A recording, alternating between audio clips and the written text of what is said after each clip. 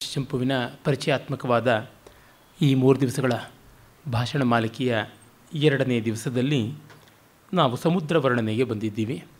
ಕೃಶಾನು ಮತ್ತು ವಿಶ್ವಾವಸುಗಳಿಬ್ಬರು ವಿಮಾನಯಾನ ಮಾಡ್ತಾ ಪೂರ್ವಸಾಗರದ ಕಡೆಗೆ ಬರ್ತಾರೆ. ಆಗ ಸಮುದ್ರವನ್ನು ನೋಡಿ ಕೃಶಾನು ತನ್ನ ಎಂದಿನ ರಂಧ್ರಾನ್ವೇಷಣ ದೃಷ್ಟಿಯಿಂದ ಪಾಮರೈರಪ್ಯಪೇಯಾನಾಂ ನೀರಾಣಾಂ ಪರಿಪಾತನಿ ಆಶ್ರಯೇ ಜಲಜಂತೂನಾಂ ಆನಿನಂಸ ಕಥಂ ತವ ಅಂತ ಹೇಳ್ತಾನೆ. ಸಮುದ್ರಕ್ಕೆ ನಮಸ್ಕಾರ ಮಾಡ್ತೀಯಲ್ಲ ನೀನು, ಪಾಮರೈಹಿ ಅಪಿ ಅಪೇಯಾನಾಂ, ಸಾಮಾನ್ಯ ಅಜ್ಞಾನಿಗಳಿಗೆ ಕೂಡ ಇದು ಕುಡಿಯಬಾರದ ನೀರು ಅಂತ ಗೊತ್ತಾಗುತ್ತದೆ. ಅಂಥ ನೀರನ್ನು ಕಾಪಾಡಿಕೊಂಡು ಇಟ್ಕೊಂಡಿದ್ದಾನೆ ಇವನು, ಬೆಲೆಬಾಳ ವಸ್ತು ಅನ್ನೋ ತರಹ.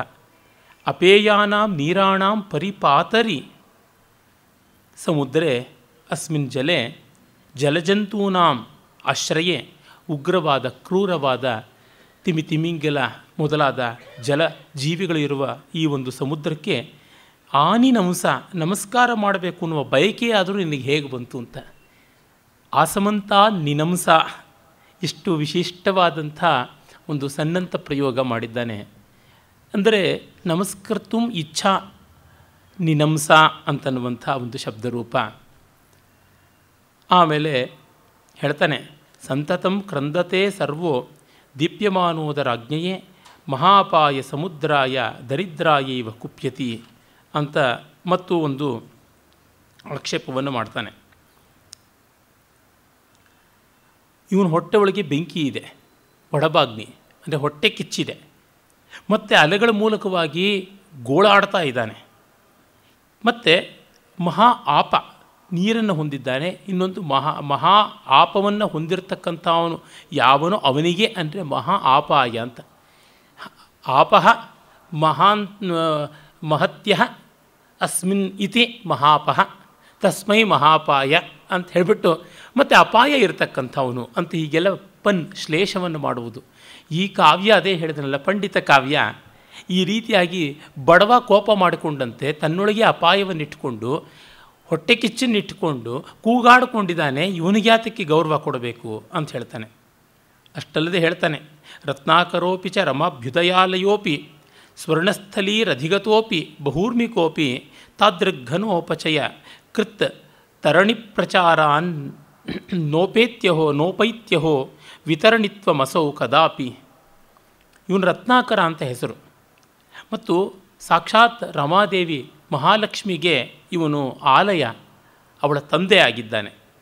ಆಮೇಲೆ ಸ್ವರ್ಣಸ್ಥಲೀಹಿ ಅಧಿಗತಃ, ಅರ್ಣ ಅನ್ನೋದಕ್ಕೆ ಜಲ ಅಂತ ಅರ್ಥ ಇದೆ. ಅರ್ಣ, ಚೆನ್ನಾಗಿ ನೀರು ತುಂಬಿರ್ತಕ್ಕಂಥ ಸ್ಥಳಗಳಿಂದ ಕೂಡಿಕೊಂಡು ಆಗಿದ್ದಾನೆ ಇವನು ಅನ್ನುವಂಥ ಒಂದು ಅರ್ಥ ಬರ್ತದೆ. ಮತ್ತು ಸ್ವರ್ಣ ಅನ್ನೋದಕ್ಕೆ ಬಂಗಾರ ಅನ್ನುವ ಅರ್ಥ ಪ್ರಸಿದ್ಧವೇ ಆಗಿರುವಂಥದ್ದು. ಆಮೇಲೆ ಬಹೂರ್ಮಿಕ, ಊರ್ಮಿ ಅಂದರೆ ಅಲೆ, ಆತ್ಮೀಯವಾದ ಊರ್ಮಿಕಾ ಅಂತ ಕರಿತೀವಿ ಕ ಪ್ರತ್ಯಯ ಹಾಕಿ. ಊರ್ಮಿಕಾ ಅನ್ನೋದಕ್ಕೆ ಉಂಗುರಗಳು ಅಂತ, ಒಂದೊಂದು ಉಂಗುರವೂ ನವರತ್ನ ಖಚಿತ, ಅಷ್ಟೆಲ್ಲ ಇದ್ದರೂ ಕೂಡ. ಮತ್ತು ತರಣಿ ಪ್ರಚಾರ ಅಂದರೆ ಅನೇಕ ನೀರಿನ ಮೇಲೆ ಓಡಾಡುವ ದೋಣಿಗಳು, ಹಡಗುಗಳು, ತೆಪ್ಪಗಳು ಇತ್ಯಾದಿ ಎಲ್ಲ ಇದ್ದರೂ ಕೂಡ ದಾಟಿಸುವ ಸಾಧನಗಳು ಅಂತ. ತರಣಿ ಪ್ರಚಾರದಿಂದ ಕೂಡಿದ್ದರೂ ಇವನು ವಿತರಣಿತ್ವವನ್ನು, ವಿತರಣಿ ಅಂತಂದರೆ ಉದಾರತೆಯನ್ನು, ದಾನಗುಣವನ್ನು ಮಾತ್ರ ಇಟ್ಕೊಂಡಿಲ್ವಲ್ಲ, ಇವನನ್ನು ಹೇಗೆ ಗೌರವಿಸಬೇಕು ಅಂತ. ಆ ಸಂದರ್ಭಕ್ಕೆ ಇವನು ಸಮನ್ವಯ ಮಾಡಿ ಹೇಳ್ತಾನೆ ಕಡೆಗೆ.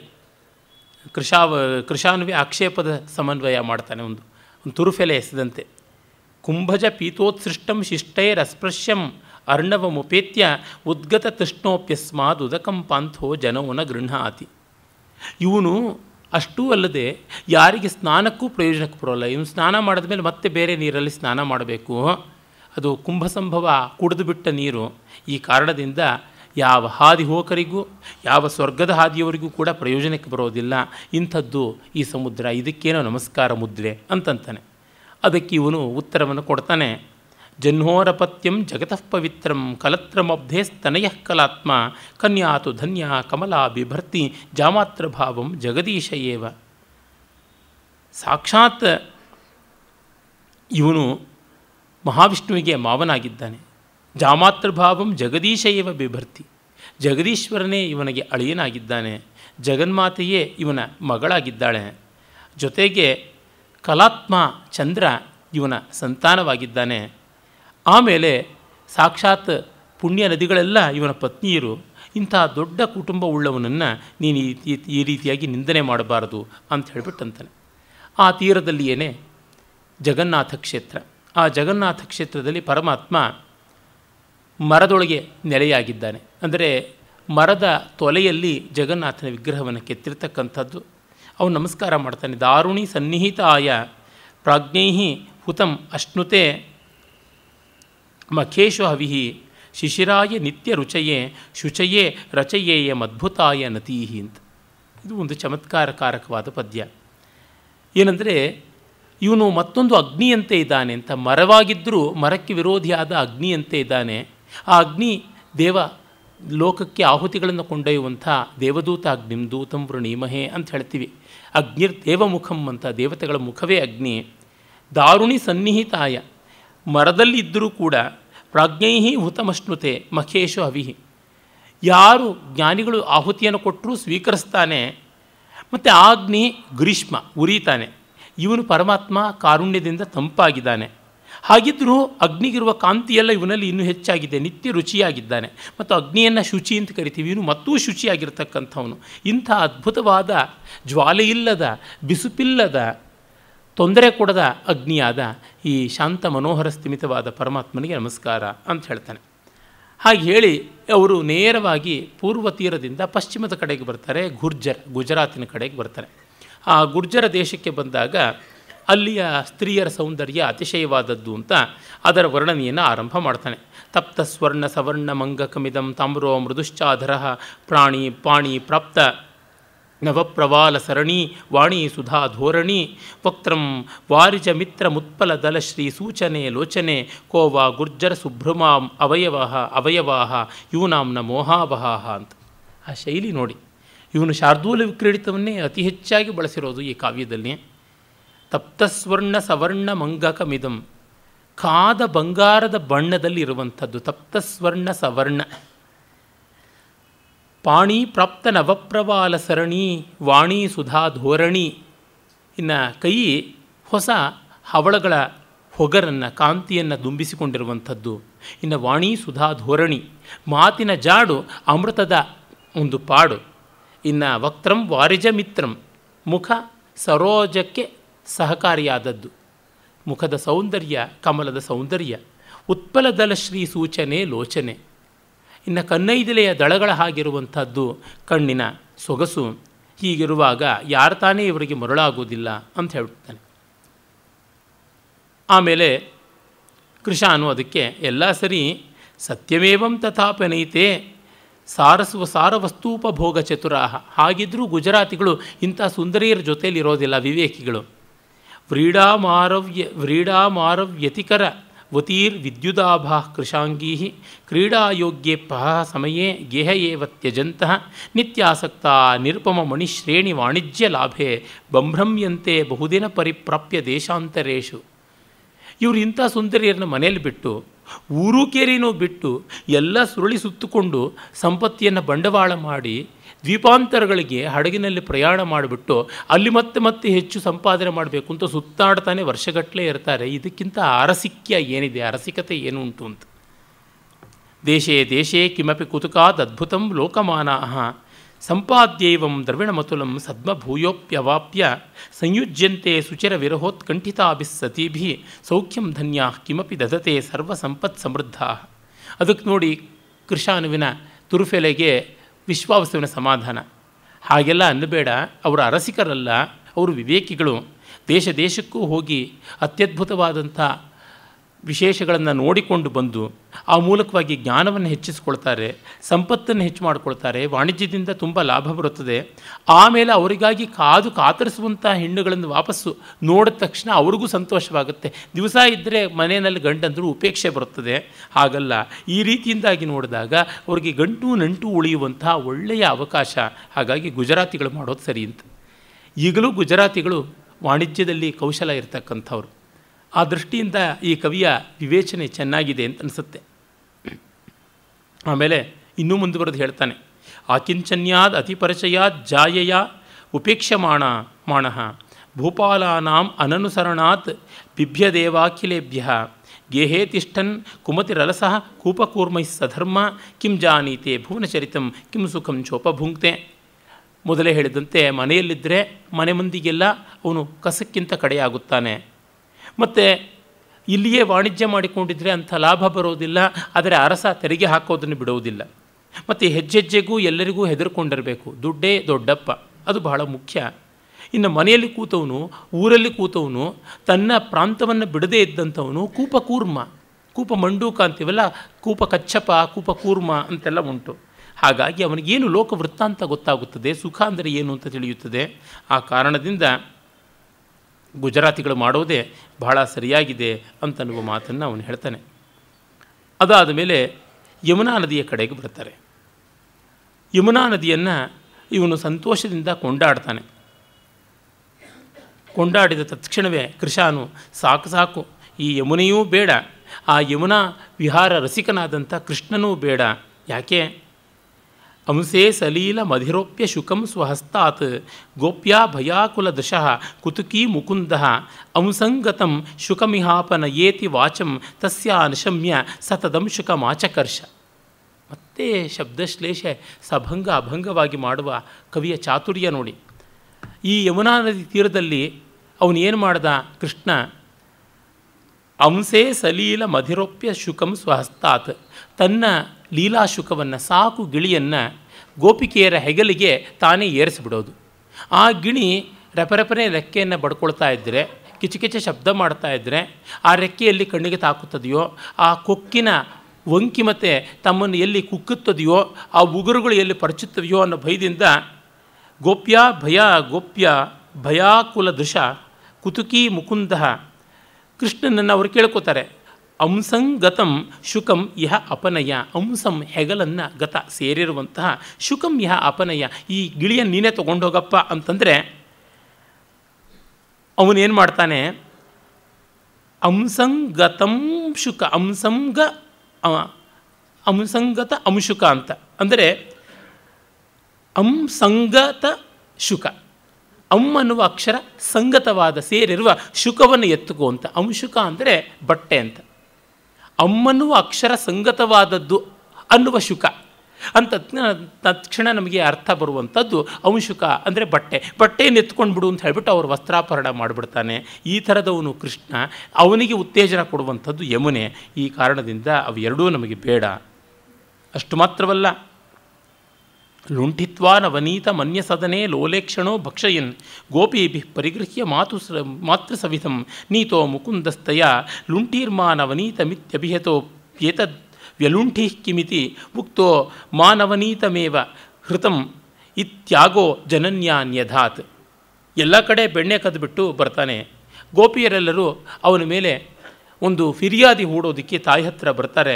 ಬಂದಾಗ ಲುಂಠೀರ್ಮಾ ನವನೀತಂ, ಅಪ್ಪ ಯಾವ ಬೆಣ್ಣೆಯನ್ನು ನೀನು ಕದಿಬೇಡ ಅಂತ ತಾಯಿ ಹೇಳಿದ್ರೆ, ನಾನೆಲ್ಲಿ ಕದ್ದೆ? ಮಾನವನೀತಮೇವ ಹೃತಂ, ಮಾನವನೀತ, ಮಾನವ ಮಾಡಿದ್ದು, ಹಾಲು ಮಾನವ ಮಾಡಿದ್ದಲ್ಲ, ಅಂದರೆ ಬೆಣ್ಣೆ ಮಾನವ ಮಾಡಿದ್ದು, ಅದನ್ನು ಮಾತ್ರ ನಾನು ತೊಗೊಂಡೆ ಅಂತಾನೆ. ನವನೀತಂ ಮಾ ಹೃತಂ, ಮಾನವನೀತಂ ಹೃತಂ, ನವನೀತವನ್ನು ಕದ್ದಿಲ್ಲ ಅಂತ, ಮಾನವನೀತವನ್ನು ಕದ್ದಿದ್ದೀನಿ ಅಂತ ಈ ಥರ ಹೇಳ್ತಾನಲ್ಲ. ಇವನನ್ನೆಲ್ಲ ಸೇರಿಸಿಕೊಂಡದ್ದು, ಉತ್ತೇಜನ ಕೊಟ್ಟದ್ದು ಯಮುನಾ ನದಿ ಅಂತ. ಕವಿಯ ಭಾಷಾ ಪಾಂಡಿತ್ಯ, ಶಬ್ದಚಾತುರ್ಯ ಅಧಿಕವಾಯಿತು.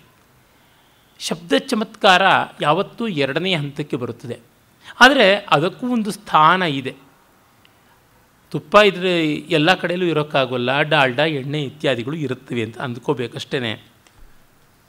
ನೀತ್ವಾ ರಾಧಿಕೆಯ ನಿಶಾ ಮುರರಿಪು ಪ್ರಾತರ್ಗ್ರಹಾನ್ ಆಗತಾನ್ ತ್ವಮ್ಮಾ ಭೂ ಅಪರಾಧಿಕ ಪುನರಿತಿ ಪ್ರೋಕ್ತೋಪಿ ಪೂರ್ವಂ ಮಯ ಕಸ್ಮಾದೇವಂ ಅಭೂರಿತಿ ಶ್ರಿತರುಷ ನಿರ್ಭತ್ಸಿತೋ ಲೀಲಯ ತ್ವದ್ವಾಚೈವ ಸ ರಾಧಿಕೋಹಮಿತಿ ತಾಂ ವ್ಯಾಮೋಹಯನ್ ಮಾಯಯ.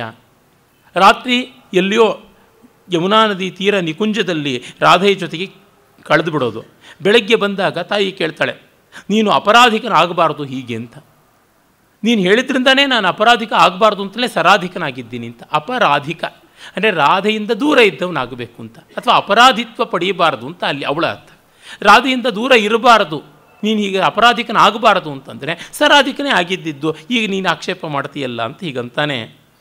ಅದಕ್ಕೆ ವಿಶ್ವಾವಸು ಎಲ್ಲ ಆಕ್ಷೇಪಗಳಿಗೆ ಇರುವಂಥದ್ದೇ ಉತ್ತರ, ಧಾರ್ಮಿಕವಾದ ಉತ್ತರವನ್ನು, ಭಾವನಾತ್ಮಕವಾದ ಉತ್ತರವನ್ನು ಕೊಡ್ತಾನೆ. ಚೋರಸ್ಯ ಚೌರ್ಯಂ ಜಗತಿ ಪ್ರತೀತಂ, ಚೌರ್ಯಸ್ಯ ಚೌರ್ಯಂ ನತು ದೃಷ್ಟಪೂರ್ವಂ, ಚೌರ್ಯಾದ್ಯ ಕಾರ್ಯಾಣಿ ಬತಶ್ರುತಾನಿ, ಕೃಷ್ಣಸ್ಯ ಮುಷ್ಣಾತಿ ತಮಾಂ ತಮಾಂಸಿ. ಚೋರನ ಚೌರ್ಯ, ಕಳ್ಳನ ಕಳ್ಳತನ ಜಗತ್ತಿನಲ್ಲಿ ಪ್ರಸಿದ್ಧ. ಆದರೆ ಕಳ್ಳತನವೇ ಕಳ್ಳತನವಾಗುವಂಥದ್ದು ಎಲ್ಲೂ ಕೇಳಿಲ್ಲ. ಈ ಕಳ್ಳತನವನ್ನು ಕೇಳಿದ ತಕ್ಷಣವೇ ನಮ್ಮ ಅಜ್ಞಾನ ಅನ್ನುವ ಕತ್ತಲು ಪೂರ್ಣವಾಗಿ ಕಳ್ಳತನಕ್ಕೆ ಒಳಗಾಗ್ಬಿಡುತ್ತದೆ. ಅದು ಕೃಷ್ಣನ ಮಹಾತ್ಮ್ಯ. ಕೃಷ್ಣಸ್ಯ ಮುಷ್ಣಾತಿ ತಮಾಂ ತಮಾಂಸಿ ಅಂತ. ಚೌರ್ಯಕ್ಕೆ ಒಂದು ಚೌರ್ಯ ಬಂದುಬಿಡುತ್ತದೆ. ಯಾಕೆ? ಕೃಷ್ಣನ ಚೌರ್ಯ ಕಥಾನಕದಿಂದ ನಮ್ಮೆಲ್ಲರ ಒಂದು ಪಾಪ ಚೌರ್ಯವಾಗಿ ಹೊರಟೋಗ್ಬಿಡುತ್ತದೆ ಅನ್ನುವ ಮಾತನ್ನು ಹೇಳ್ತಾನೆ. ಹೀಗೆ ಯಮುನಾ ನದಿಯಿಂದ ನೇರವಾಗಿ ಮಹಾರಾಷ್ಟ್ರಕ್ಕೆ ಬರ್ತಾನೆ. ಇಲ್ಲಿ ನೋಡಿ, ದಿಕ್ಕಾಪಾಲಾಗ ಅಲ್ಲಂದರೆ ಇಲ್ಲಿ, ಇಲ್ಲಂದರೆ ಅಲ್ಲಿ ಹೋಗುವಂಥದ್ದು. ರಾಜಶೇಖರನ ಬಾಲರಾಮಾಯಣದಲ್ಲಿ, ಇನ್ನೂ ಕೆಲವು ರಾಮಾಯಣಾಶ್ರಿತವಾದ ನಾಟಕಗಳಲ್ಲಿ ಸೀತಾರಾಮ ಲಕ್ಷ್ಮಣಾದಿಗಳು ಲಂಕೆಯಿಂದ ಅಯೋಧ್ಯೆಗೆ ಬರುವಾಗ ಜಗತ್ತೆಲ್ಲ ಸುತ್ತಾಡಿಕೊಂಡು ಬಂದಂಗೆ ಬರೀತಾರೆ. ಕಾಳಿದಾಸನ ಔಚಿತ್ಯವೇದಿತ್ವ ಅವರು ಯಾರಿಗೂ ಇಲ್ಲ. ಒಂದು ಮೇಘದೂತದಲ್ಲಿಯೋ ಅಥವಾ ಒಂದು ರಘುವಂಶದ 13ನೇ ಸರ್ಗದಲ್ಲಿಯೋ ಕಾಣುವ ಸೊಗಸು ಇಲ್ಲ. ಏನಂದರೆ ಎಲ್ಲವನ್ನೂ ವರ್ಣಿಸಿಬಿಡಬೇಕು ಅಂತ ಈ ಕವಿಗಳಿಗೆ ಆಸೆ. ಜೊತೆಗೆ ಅವರಿಗೆ ಜಿಯೋಗ್ರಫಿಕಲ್ ನಾಲೆಡ್ಜು ಇರಲಿಲ್ಲ. ಈಗ ನಮಗಂತೂ ಮ್ಯಾಪ್ಗಳಿವೆ, ಈ ಭೂಪಟಗಳಿರುವ ಕಾರಣ ನಕ್ಷೆಗಳನ್ನು ನೋಡಿಕೊಂಡು ಎಲ್ಲವನ್ನೂ ನಾವು ಕ್ರಮ ಮಾಡಿಕೊಳ್ತೀವಿ. ಭಾರತೀಯರು ನಕ್ಷೆಗಳು ಗೊತ್ತಿಲ್ಲದೆ ಇದ್ದವರು ಅನ್ನೋದು ಒಂದು ದೊಡ್ಡ ಆಶ್ಚರ್ಯ, ಒಂದು ರೀತಿಯ ಅವಮಾನ ಕೂಡ. ಈ ಥರದ್ದು ತುಂಬ ಅಸಂಗತಗಳು ನಮ್ಮಲ್ಲಿ ಇವೆ. ಅದು ಯಾತಕ್ಕೆ ಹಾಗಾಯಿತೋ ಗೊತ್ತಿಲ್ಲ. ಅದರಿಂದ ಎಲ್ಲಂದರೆ ಅಲ್ಲಿ ದಿಕ್ಕಾಪಾಲಾಗಿ ಹೇಗಂದ್ರೆ ಹಂಗೆ ಹೇಳ್ತಾರೆ. ಆದರೆ ಕಾಳಿದಾಸನಿಗೆ ಸರಿಯಾದ ಜ್ಞಾನ ಇತ್ತು. ಉಜ್ಜಯಿನಿಗೆ ಹೋಗುವಾಗಲೂ ಅದು ಅಡ್ಡ ತಿರುಗುತ್ತದೆ ಅಂತ ಗೊತ್ತಿತ್ತು. ವಕ್ರಪಂಥ ಯದಪಿ ಭವತಃ ಪ್ರಸ್ಥಿತಸ್ಯೋತ್ತರಾಶಾಂ ಸೌಧೋತ್ಸಂಗ ಪ್ರಣಯ ವಿಮುಖೋ ಮಸ್ಮಭೂರ್ ಉಜ್ಜಯಿನ್ಯಾಹ ಅಂತ ನೀನು ಡಿವಿಯೇಷನ್ ತೊಗೊಳ್ಬೇಕಾದರೂ ಅದಕ್ಕೆ ಕಾರಣ ಇದೆ, ತುಂಬ ಚೆನ್ನಾಗಿದೆ, ಹಾಗಾಗಿ ನೀನು ಸುತ್ತು ಬಳಸಿಕೊಂಡು ಬಾ ಅಂತ ಒಂದು ಉತ್ತರವನ್ನು ಕೊಟ್ಟು ಆ ಅಡ್ಡದಾರಿಗೆ ಸಮರ್ಥನೆಯನ್ನು ಇತ್ತು ಮುಂದೆ ಹೋಗಿಸ್ತಾನೆ ಮೋಡವನ್ನು. ಆದರೆ ಮಿಕ್ಕ ಕವಿಗಳು ಹಾಗೆ ಮಾಡಲಿಲ್ಲ. ಇರಲಿ, ಈಗ ನಾವು ಇಲ್ಲಿಗೆ ಬಂದರೆ ಯಮುನಾ ನದಿಯಿಂದ ಮಹಾರಾಷ್ಟ್ರಕ್ಕೆ ಕೆಳಗಿಳಿದಿದ್ದಾನೆ. ಮಹಾರಾಷ್ಟ್ರದಲ್ಲಿ ಬರುವಂಥ ಸಂದರ್ಭಗಳನ್ನು ಕೃಶಾನು ನೋಡಿ ಆಕ್ಷೇಪ ಮಾಡ್ತಾನೆ. ಅಪಾರೈರ್ ವ್ಯಾಪಾರೈ ಅಹರಿಹ ನಯಂತೋ ಅಶನದಶಾಸ್ವಥ ಸ್ನಾತಾ ಸಂಧ್ಯಾಂ ವಿದಧತಿ ನ ಜಾತು ಸ್ವಸಮಯೇ ತ್ಯಜಂತ ಸ್ವಾಂ ವೃತ್ತಿಂ ದ್ವಿಜಕುಲಭವ ಗ್ರಾಮಗಣಕೀಭವಂತೋ ಹಂತಾಮಿ ಕಥಮಪಿ ಚ ಜೀವಂತಿ ಬಹವಃ. ಬೇಕಾದಷ್ಟು ವ್ಯಾಪಾರ ಮಾಡಿಕೊಂಡು ಹಗಲಿಡೀ ಅಲ್ಲೇ ಕಳೆದು ಯಾವುದೋ ಒಂದು ಹೊತ್ತಿಗೆ ಹಸಿವಾದಾಗ ಸ್ನಾನ ಮಾಡಿ ಆ ಹೊತ್ತಿಗೆ ಪ್ರಾತಃ ಸಂಧ್ಯೆ ಅಂತ ಅದು ಸಾಯಂಕಾಲವೇ ಆಗ್ತಾ ಇರುತ್ತೆ. ಅಷ್ಟೊತ್ತಿಗೆ ಮಾಡ್ತಾರೆ. ಸಂಧ್ಯಾ ವಂದನೆ ಸ್ನಾನಾದಿಗಳನ್ನು ಸರಿಯಾದ ಸಮಯಕ್ಕೆ ಮಾಡೋದಿಲ್ಲ. ಬ್ರಾಹ್ಮಣ್ಯದ ವೃತ್ತಿಯನ್ನು ಬಿಟ್ಟು ಗ್ರಾಮಗಣಕೀ ಭವಂತಹ ಎಲ್ಲ ಕರ್ಣಿಕರು, ಲೆಕ್ಕಿಗರು, ಅಕೌಂಟೆಂಟ್ಗಳು ಆಗಿಬಿಟ್ಟಿದ್ದಾರೆ. ತಮಿಳುನಾಡಿನಲ್ಲಿ ಬಹಳ ಕಾಲದಿಂದಲೂ ಬೇರೆ ಬೇರೆ ಜಾತಿಯವರೆಲ್ಲ ಕೂಡ ಗಣಕರಾಗಿದ್ದರು. ಕಣಕ್ಕು ಪಿಳ್ಳೈ ಅಂತ ತಮಿಳಿನಲ್ಲಿ ಹೇಳ್ತಾರೆ ಕರ್ಣಿಕರಿಗೆ. ಕನ್ನಡದಲ್ಲಿ ಕರ್ಣದರು, ಶಾನುಭೋಗರು ಅಂತ ಸೇನಭೋವ ಅಂತ ಇದ್ದಿದ್ದು ಶಾನುಭೋಗ ಅಂತ ಆಗಿದೆ ಅಂತ ಹೇಳ್ಬಿಟ್ಟಂತಾರೆ. ಸೇನೆಯನ್ನು ಬೋವ ನಡೆಸ್ತಕ್ಕಂಥ ಅವನು ಸಾರಥಿ ಅಂತ ಅದರ ಲೆಕ್ಕ ಗಿಕ್ಕ ಎಲ್ಲ ಬರೋದು ಅಂತ ಈ ನಿರುಕ್ತಿಯನ್ನು ಕೂಡ ಹೇಳ್ತಾರೆ. ಮತ್ತು ತೆಲುಗಿನಲ್ಲಿ ಕರ್ಣ, ಶ್ರೀಕರ್ಣದವರು, ಕನ್ನಡದಲ್ಲೂ ಇತ್ತು ಶ್ರೀಕರ್ಣ, ಕರ್ಣಿಕ ಅಂತ. ಅಂದರೆ ಕರ್ಣ ಉಪಕರಣಕ್ಕೆ, ಕೆಲಸಕ್ಕೆ ಬರತಕ್ಕಂಥವನು. ಕರ್ಣ ಅನ್ನುವುದಕ್ಕೆ ಕಾರ್ಯ ಅಂತ ಅರ್ಥ ಇದೆ. ಕಾರ್ಯಭಾರವನ್ನು ವಹಿಸ್ಕೊಳ್ತಕ್ಕಂಥವನು. ತೆಲುಗಿನಲ್ಲಿ ಕರ್ಣಂ ಅಂತ ಕರೀತಾರೆ. ಹೀಗೆಲ್ಲ ಉಂಟು. ಆಂಧ್ರ ಪ್ರದೇಶದಲ್ಲಿ ಹೆಚ್ಚಾಗಿ ಬ್ರಾಹ್ಮಣರಿದ್ದದ್ದು. ಮಹಾರಾಷ್ಟ್ರದಲ್ಲಂತೂ ತುಂಬ ಈ ಥರದ ಕೆಲಸ ಇತ್ತು. ಅದರೊಳಗೂ ಈ ವೆಂಕಟಾಧ್ವರಿಯ ಕಾಲದಲ್ಲಿ ಮಹಾರಾಷ್ಟ್ರ ಬ್ರಾಹ್ಮಣರು ತುಂಬ ಲೌಕಿಕವಾದ ಈ ವೃತ್ತಿಗಳನ್ನು ಬೆಳೆಸಿಕೊಂಡು ಬಿಟ್ಟಿದ್ದರು. ಅದರೊಳಗೂ ಶಿವಾಜಿಯ ಕಾಲ ಮುಗಿದಿತ್ತು. ಪೇಶ್ವೆಗಳು ಎಲ್ಲಿಲ್ಲದ ಸ್ಥಾನೀಯವಾದ ಪ್ರಭುತ್ವವನ್ನು ಪಡ್ಕೊಂಡಿದ್ದರು. ಪೇಶ್ವೆಗಳೆಲ್ಲ ಬ್ರಾಹ್ಮಣರು. ಎಲ್ಲ ಜಾಗಕ್ಕೂ ಅವರುಗಳೇ ಬಂದು ಕೂತ್ಕೊಂಡ್ರು. ಸಣ್ಣದಿಂದ ದೊಡ್ಡದರವರೆಗೂ ಎಲ್ಲ ಕೆಲಸಗಳನ್ನು ಮಾಡಿಕೊಳ್ತಾ ತುಂಬ ಲೌಕಿಕವಾದ ವೈಭವವನ್ನು ಕಂಡ್ರೆ ಹೊರತು ವೈದಿಕ ವೃತ್ತಿಯನ್ನು ಬಿಡ್ತಾ ಇದ್ದರು ಅಂತ ಗೊತ್ತಾಗುತ್ತದೆ. ಇವನಿಗೆ ಅದು ಒಂದು ರೀತಿಯಾದ ಕಹಿಯಾಗಿರುವಂಥದ್ದು. ಯಾಕೆಂದರೆ ಹಸಿಜೀವ ಹೇಗೆ ಕತ್ತಿ ಹಿಡಿದು ಹೋರಾಡ್ತಕ್ಕಂಥದ್ದು ತಪ್ಪೋ, ಮಸೀಜೀವಿ ಅಂದರೆ ಮಸಿ ಹಿಡಿದು ಲೆಕ್ಕಣಕ್ಕೆ ಹಿಡಿದು ಬರೀತಕ್ಕಂಥದ್ದು ಅದು ಕೂಡ ತುಂಬ ನೀಚವಾದ ವೃತ್ತಿ ಅಂತ ಹೇಳಿಬಿಟ್ಟು ಆ ಕಾರಣದಿಂದ ಇವರು ಹೇಗೆ ಬದುಕ್ತಾ ಇದ್ದಾರೋ ಗೊತ್ತಿಲ್ಲ. ಉಪನಯನ ವಿವಾಹ ಉತ್ಸವೈಕ ಪ್ರಧಾನೋ ಕಲಿವಿಭವತ ಯೇಷಾಂ ಕಾಲಭೇದಾನ ಭಿಜ್ಞೌ ವಿಜಹತಿ ನ ಕದಾಚಿತ್ ವೇದಪಾಠೈಕ ಯೋಗ್ಯೇ ವಯಸ್ಸಿ ಚ ಯವನಾನಿ ವಾಚನಾಭ್ಯಾಸಮೇತೆ. ಉಪನಯನ, ವಿವಾಹ ಇತ್ಯಾದಿ ಯಾವುದರೊಳಗೂ ಇವರು ಕಾಲ ವಿಶೇಷಗಳನ್ನು ನೋಡೋಲ್ಲ, ಮುಹೂರ್ತಗಳನ್ನೇ ಸರಿಯಾಗಿ ಗಮನಿಸೋಲ್ಲ. ಅನುಕೂಲ ಇದ್ದಾಗ ಮಾಡಿಕೊಂಡು ಹೋಗ್ತಾ ಇರ್ತಾರೆ. ವೇದಪಾಠಕ್ಕೆ ಯೋಗ್ಯವಾದ ವಯಸ್ಸಿನಲ್ಲಿ ಯವನಾನಿ ವಾಚನವನ್ನು ಮಾಡ್ತಾರೆ. ಅಂದರೆ ಉರ್ದು, ಪರ್ಷಿಯನ್, ಹಿಂದೂಸ್ತಾನಿ ಇತ್ಯಾದಿ ಭಾಷೆಗಳನ್ನು ಕಲಿತಾರೆ ಅಂತ. ಯಾವ ಕಾಲದಲ್ಲೂ ಆಡಳಿತದ ಭಾಷೆ ಏನಿದೆ ಅದನ್ನು ಕಲಿಯೋದಕ್ಕೆ ಜನ ಮುಗಿಬೀಳೋದು ಸಹಜ. ನಾವು ಹಳೆಯ ಬಖೈರುಗಳನ್ನು, ದಾಖಲೆಗಳನ್ನು ನೋಡಿದ್ರೆ ಆ ಕಾಲದ ಮಧ್ಯಕಾಲೀನ ಭಾರತದ ದಾಖಲೆ ನೋಡಿದ್ರೆ ಗೊತ್ತಾಗುತ್ತೆ. ಫೌಜಿ ಭಾಷೆ ಅಂತ ಕರೀತಕ್ಕಂಥ ಉರ್ದು ರೂಪುಗೊಂಡಿದ್ದು ದಕ್ಷಿಣ ಭಾರತದಲ್ಲಿ. ಆ ಒಂದು ಉರ್ದು ಭಾಷೆಯನ್ನು ಕಲಿಯೋದು ಮತ್ತು ಮರಾಠಿ ಭಾಷೆಯನ್ನು ಕಲಿಯೋದು ತುಂಬ ವಿಶೇಷವಾಗಿತ್ತು. ಯಾಕೆಂದರೆ ಮರಾಠರು ಸಾಕಷ್ಟು ಪ್ರಬಲರಾಗಿದ್ದು ಮಹಾರಾಷ್ಟ್ರವನ್ನು, ಉತ್ತರ ಕರ್ನಾಟಕವನ್ನು, ಒಂದಷ್ಟು ಭಾಗದ ಆಂಧ್ರವನ್ನು ಮತ್ತು ಸುಮಾರು ಭಾಗದ ಮಧ್ಯಪ್ರದೇಶವನ್ನು, ಸಾಕಷ್ಟು ಗುಜರಾತನ್ನು, ಒಂದಷ್ಟು ಉತ್ತರ ಪ್ರದೇಶವನ್ನೆಲ್ಲ ಆಕ್ರಮಿಸಿಕೊಂಡಿದ್ದರು. ಈ ಕಾರಣ ಅವರ ವ್ಯಾಪ್ತಿ ಜಾಸ್ತಿ ಇತ್ತು. ಔರಂಗಜೇಬನ ಅವನತಿಯ ಬಳಿಕ ಮರಾಠರ ಉನ್ನತಿಯೇ ಆಗಿದ್ದು. ಸ್ವಲ್ಪ ಮಟ್ಟಿಗೆ ಸಿಖ್ಖರ ಉನ್ನತಿಯೂ ಕೂಡ ನಾವು ಅಮೃತಸರ, ಪಂಜಾಬ್, ಪೂರ್ವ ಪಶ್ಚಿಮ ಪಂಜಾಬ್ಗಳಲ್ಲಿ ನೋಡ್ತೀವಿ. ಆದರೆ ಮರಾಠರ ಪ್ರಾಬಲ್ಯ ತುಂಬ ಇತ್ತು. ಮೂರನೇ ಪಾಣಿಪತ್ತ ಯುದ್ಧದಲ್ಲಿ ಮರಾಠರಿಗೆ ಏನಾದರೂ ಜಯವಾಗಿದ್ದಿದ್ದರೆ ನಮ್ಮ ದೇಶವೆಲ್ಲ ಮರಾಠಿಯನ್ನು ಕಲಿತಾ ಇತ್ತು, ಹಿಂದಿನ ಬಿಡ್ತಾ ಇದ್ವಿ ನಾವು. ಅದು ಎಷ್ಟು ನಿರ್ಣಾಯಕವಾಗಿತ್ತು ಅಂತಂದರೆ ಯುದ್ಧ ಎರಡೂ ಕಡೆಯಲ್ಲೂ ಬಲಾಬಲಗಳು ಸರಿಯಾಗಿಯೇ ಇತ್ತು. ಅದು ಯಾವುದೋ ಒಂದು ಅಲೌಕಿಕ ಆಗಿಬಿಡ್ತು. ಅದು ಇತಿಹಾಸಕ್ಕೆ ಸಂಬಂಧಪಟ್ಟದ್ದು. ಮುಂದೆ ಎಂದಾದರೂ ಭಾರತೀಯ ಕ್ಷಾತ್ರ ಪರಂಪರೆಯ ಭಾಷಣ ಮಾಲಿಕೆಯಲ್ಲಿ ಅದನ್ನು ಚರ್ಚೆ ಮಾಡ್ತೀನಿ. ಇದನ್ನು ಗಮನಿಸಿಕೊಂಡು ಹೊರತು ನಮಗೆ ವೆಂಕಟಾಧ್ವರಿ ಸ್ಪಷ್ಟವಾಗೋದಿಲ್ಲ. ಈ ಕಾರಣದಿಂದ ಮರಾಠಿ ಭಾಷೆಗೆ ಪ್ರಾಬಲ್ಯ. ಎಲ್ಲ ಕಡೆಯಲ್ಲಿಯೂ ಅವರ ವಕೀಲರು ಅಂತ ಕರೀತಾ ಇದ್ದರು. ಪ್ರಾಚೀನ ಭಾರತದಲ್ಲಿ ಸಂಧಿ ವಿಗ್ರಹಿ ಅಂತ ನಾವು ಈ ಅಂಬಾಸಿಡರ್ಸ್ ಅಂತ ಹೇಳ್ತೀವಲ್ಲ, ರಾಯಭಾರಿಗಳಿಗೆ ಶಬ್ದ ಕೊಟ್ಟಿದ್ದು. ಅವರ ವಾಚಕ ಶಬ್ದ ಸಂಧಿ ವಿಗ್ರಹಿ ಅಂತ ಆಗಿತ್ತು. ಆದರೆ ಈ ಹೊತ್ತಿಗೆ ವಕೀಲರು ಅಂತ ಆಗಿಬಿಟ್ಟಿತ್ತು. ಅವರೆಲ್ಲರೂ ಕೂಡ ಮರಾಠಿ ಬರುವವರೇ ಆಗಿದ್ದರು. ತುಂಬ ಜನಕ್ಕೆ ಆಶ್ಚರ್ಯವಾಗ್ಬೋದು. ಮೈಸೂರು ಸಂಸ್ಥಾನದಲ್ಲಿ ಮರಾಠಿ ಬಂದವನಿಗೆ ಹೆಚ್ಚಿನ ಬೆಲೆ ಇತ್ತು. ಒಡೆಯರ ಆಳ್ವಿಕೆಯ ಕಾಲದಲ್ಲಿ ಮರಾಠಿ ಬಂದವರು ಹೆಚ್ಚು ಜನ ಉದ್ಯೋಗಸ್ಥರಾಗಿದ್ದರು. ನೀವು ಸುಮ್ಮನೆ ನಮ್ಮ MS ಪುಟ್ಟಣ್ಣವರ ಮಾಡಿದ್ದುಣ್ಣೋ ಮಹಾರಾಯ, ಮುಸುಕುತರಿಯೇ ಮಾಯಾಂಗನೆ ಇತ್ಯಾದಿ ಪುಸ್ತಕಗಳನ್ನು ಓದಿ ಗೊತ್ತಾಗುತ್ತದೆ ಆ ಕಾಲದ ಜನಜೀವನ ಯಾವ ರೀತಿಯಲ್ಲಿತ್ತು ಅಂತ. ಆಮೇಲೆ ಟಿಪ್ಪು ಸುಲ್ತಾನ್ ಬಂದ ಮೇಲೆ ಉರ್ದು ಆ ಸ್ಥಾನಕ್ಕೆ ಬಂತು. ಅವನು ಹೋದ ಮೇಲೆ ಇಂಗ್ಲೀಷ್ ಬಂತು, ಜೊತೆಗೆ ತಮಿಳು ಕೂಡ ಬಂತು. ಯಾಕೆಂದರೆ ತಮಿಳುನಾಡಿನ ಕಡೆಯಿಂದ ಅಲ್ಲಿಯ ಪ್ರಬಲರಾದಂಥವರು ಅಧಿಕಾರ ಸ್ಥಾನಕ್ಕೆ ಬಂದರು. ತಮಿಳುನಾಡಿನ ಅಯ್ಯಂಗಾರಗಳು ವಿಶೇಷವಾಗಿ ಕರ್ನಾಟಕಕ್ಕೆ ಬಂದು ನೆಲೆಸಿದ ಮೇಲೆ ದಿವಾನ್ ಶೇಷಾದ್ರಿಯರು, ರಂಗಾಚಾರ್ಲು ಈ ಥರದವರೆಲ್ಲನೂ, ಮಾಧವರಾವ್, ಹೀಗೆಲ್ಲ ತಮಿಳಿನ ಒಂದು ಪ್ರಭಾವ ಹೆಚ್ಚಾಗಿ ಬಂತು. ಅಂದರೆ ಅಧಿಕಾರಸ್ಥರು ಯಾರಿರ್ತಾರೆ, ಅಧಿಕಾರಶಾಹಿಯ ಭಾಷೆ ಯಾವುದಿರುತ್ತೆ ಅದು ಬರುತ್ತದೆ ಅನ್ನೋದು ಎಲ್ಲೆಲ್ಲಿಯೂ ಕಾಣುವಂಥದ್ದೇನೆ. ಆದರೆ ನೋಡಿ, ವಿಜಯನಗರದಲ್ಲಿ ಮಾತ್ರ ತೆಲುಗು ಬಂದವನು ಅಧಿಕಾರಸ್ಥನಾಗುವಂಥದ್ದು ಅದೇನೂ ಇರಲಿಲ್ಲ. ಕೃಷ್ಣದೇವರಾಯನ ವೈಯಕ್ತಿಕ ಪ್ರೀತಿಯ ಭಾಷೆ ಆಗಿದ್ದರೂ ಅವನು ಯಾರ ಮೇಲೂ ಅದನ್ನು ಹೇರಲಿಲ್ಲ. ಅವನು ಅದರೊಳಗೆ ಕಾವ್ಯ ಬರೆದನಾದರೂ ಅವನ ಲೋಹಮೂರ್ತಿ ತಿರುಪತಿ ದೇವರ ಮುಂದೆ ಇರುವಂಥದ್ರೊಳಗೂ ಕೃಷ್ಣದೇವರಾಯರು ಅಂತಲೇ ಕನ್ನಡದ ಲಿಪಿಯಲ್ಲಿ, ಕನ್ನಡದ ಭಾಷೆಯಲ್ಲಿ ಹೆಸರಿದೆ. ಕೃಷ್ಣದೇವರಾಯಲು ಅಂತ ಇಲ್ಲ, ಕೃಷ್ಣದೇವರಾಯಡು ಅಂತ ಕೂಡ ಇಲ್ಲ. ಈ ಮಟ್ಟಕ್ಕೆ ನಮಗೆ ಗೊತ್ತಾಗುತ್ತದೆ. ಇರಲಿ, ಹೀಗೆ ಮಹಾರಾಷ್ಟ್ರೀ ಪ್ರಭಾವವನ್ನು ನಾವು ಈ ರಾಜಕೀಯದಲ್ಲಿ ನೋಡ್ತೀವಿ. ಅದನ್ನು ಅವನು ಗಮನಿಸಿ ಹೇಳ್ತಾನೆ. ಅಜ್ಞಾನಾಂ ಅವಿರಾಮ ಲೌಕಿಕ ವಚೋ ಭಾಜಾಂ ಅಮೀಷಾಂ ಪುನಃ ಮಂತ್ರೋಚ್ಚಾರಣ ಏವ ಪರ್ಯವಸಿತಂ ಮೌನವ್ರತಂ ಕರ್ಮಸು ಗ್ರಾಮಾಯವ್ಯಯ ಲೇಖನೇನ ನಯತಾಂ ಕಾಲಾನ್ ಅಶೇಷಾನಹೋ ಪಾರಂಪರ್ಯತ ಈದೃಶಾಮಿಹ ನೃಣಾಂ ಬ್ರಾಹ್ಮಣ್ಯಮನ್ಯಾದೃಶಂ. ಇವರು ಪೂರ್ಣವಾಗಿ ಲೌಕಿಕ ಭಾಷೆಗಳಲ್ಲಿ ಮಗ್ನರಾಗಿಬಿಟ್ಟಿದ್ದಾರೆ. ವೈದಿಕ ಭಾಷೆಯನ್ನು ಕಲಿತಾನೇ ಇಲ್ಲ. ಮಂತ್ರೋಚ್ಚಾರಣೆಯ ಹೊತ್ತು ಬಿಟ್ಟು ಇನ್ನು ಮೌನವ್ರತವೇ ಇವರಿಗಿಲ್ಲ ಅಂತ. ಮಂತ್ರೋಚ್ಚಾರಣೆ ಬರೋಲ್ಲ, ಹಾಗಾಗಿ ಸುಮ್ಮನೆ ಬಾಯಿ ಮುಚ್ಕೊಂಡು ತೂಷ್ಣೀಂ ಸಂಧ್ಯಾ ವಂದನೆ ಮಾಡ್ತಾರೆ. ಇನ್ನು ಮಿಕ್ಕಂತೆಲ್ಲ ಮಾತಾಡೋದು ಅಪಶಬ್ದಗಳು, ಯವನಿ ಭಾಷೆಯೇ ಮಾತಾಡ್ತಕ್ಕಂಥದ್ದು.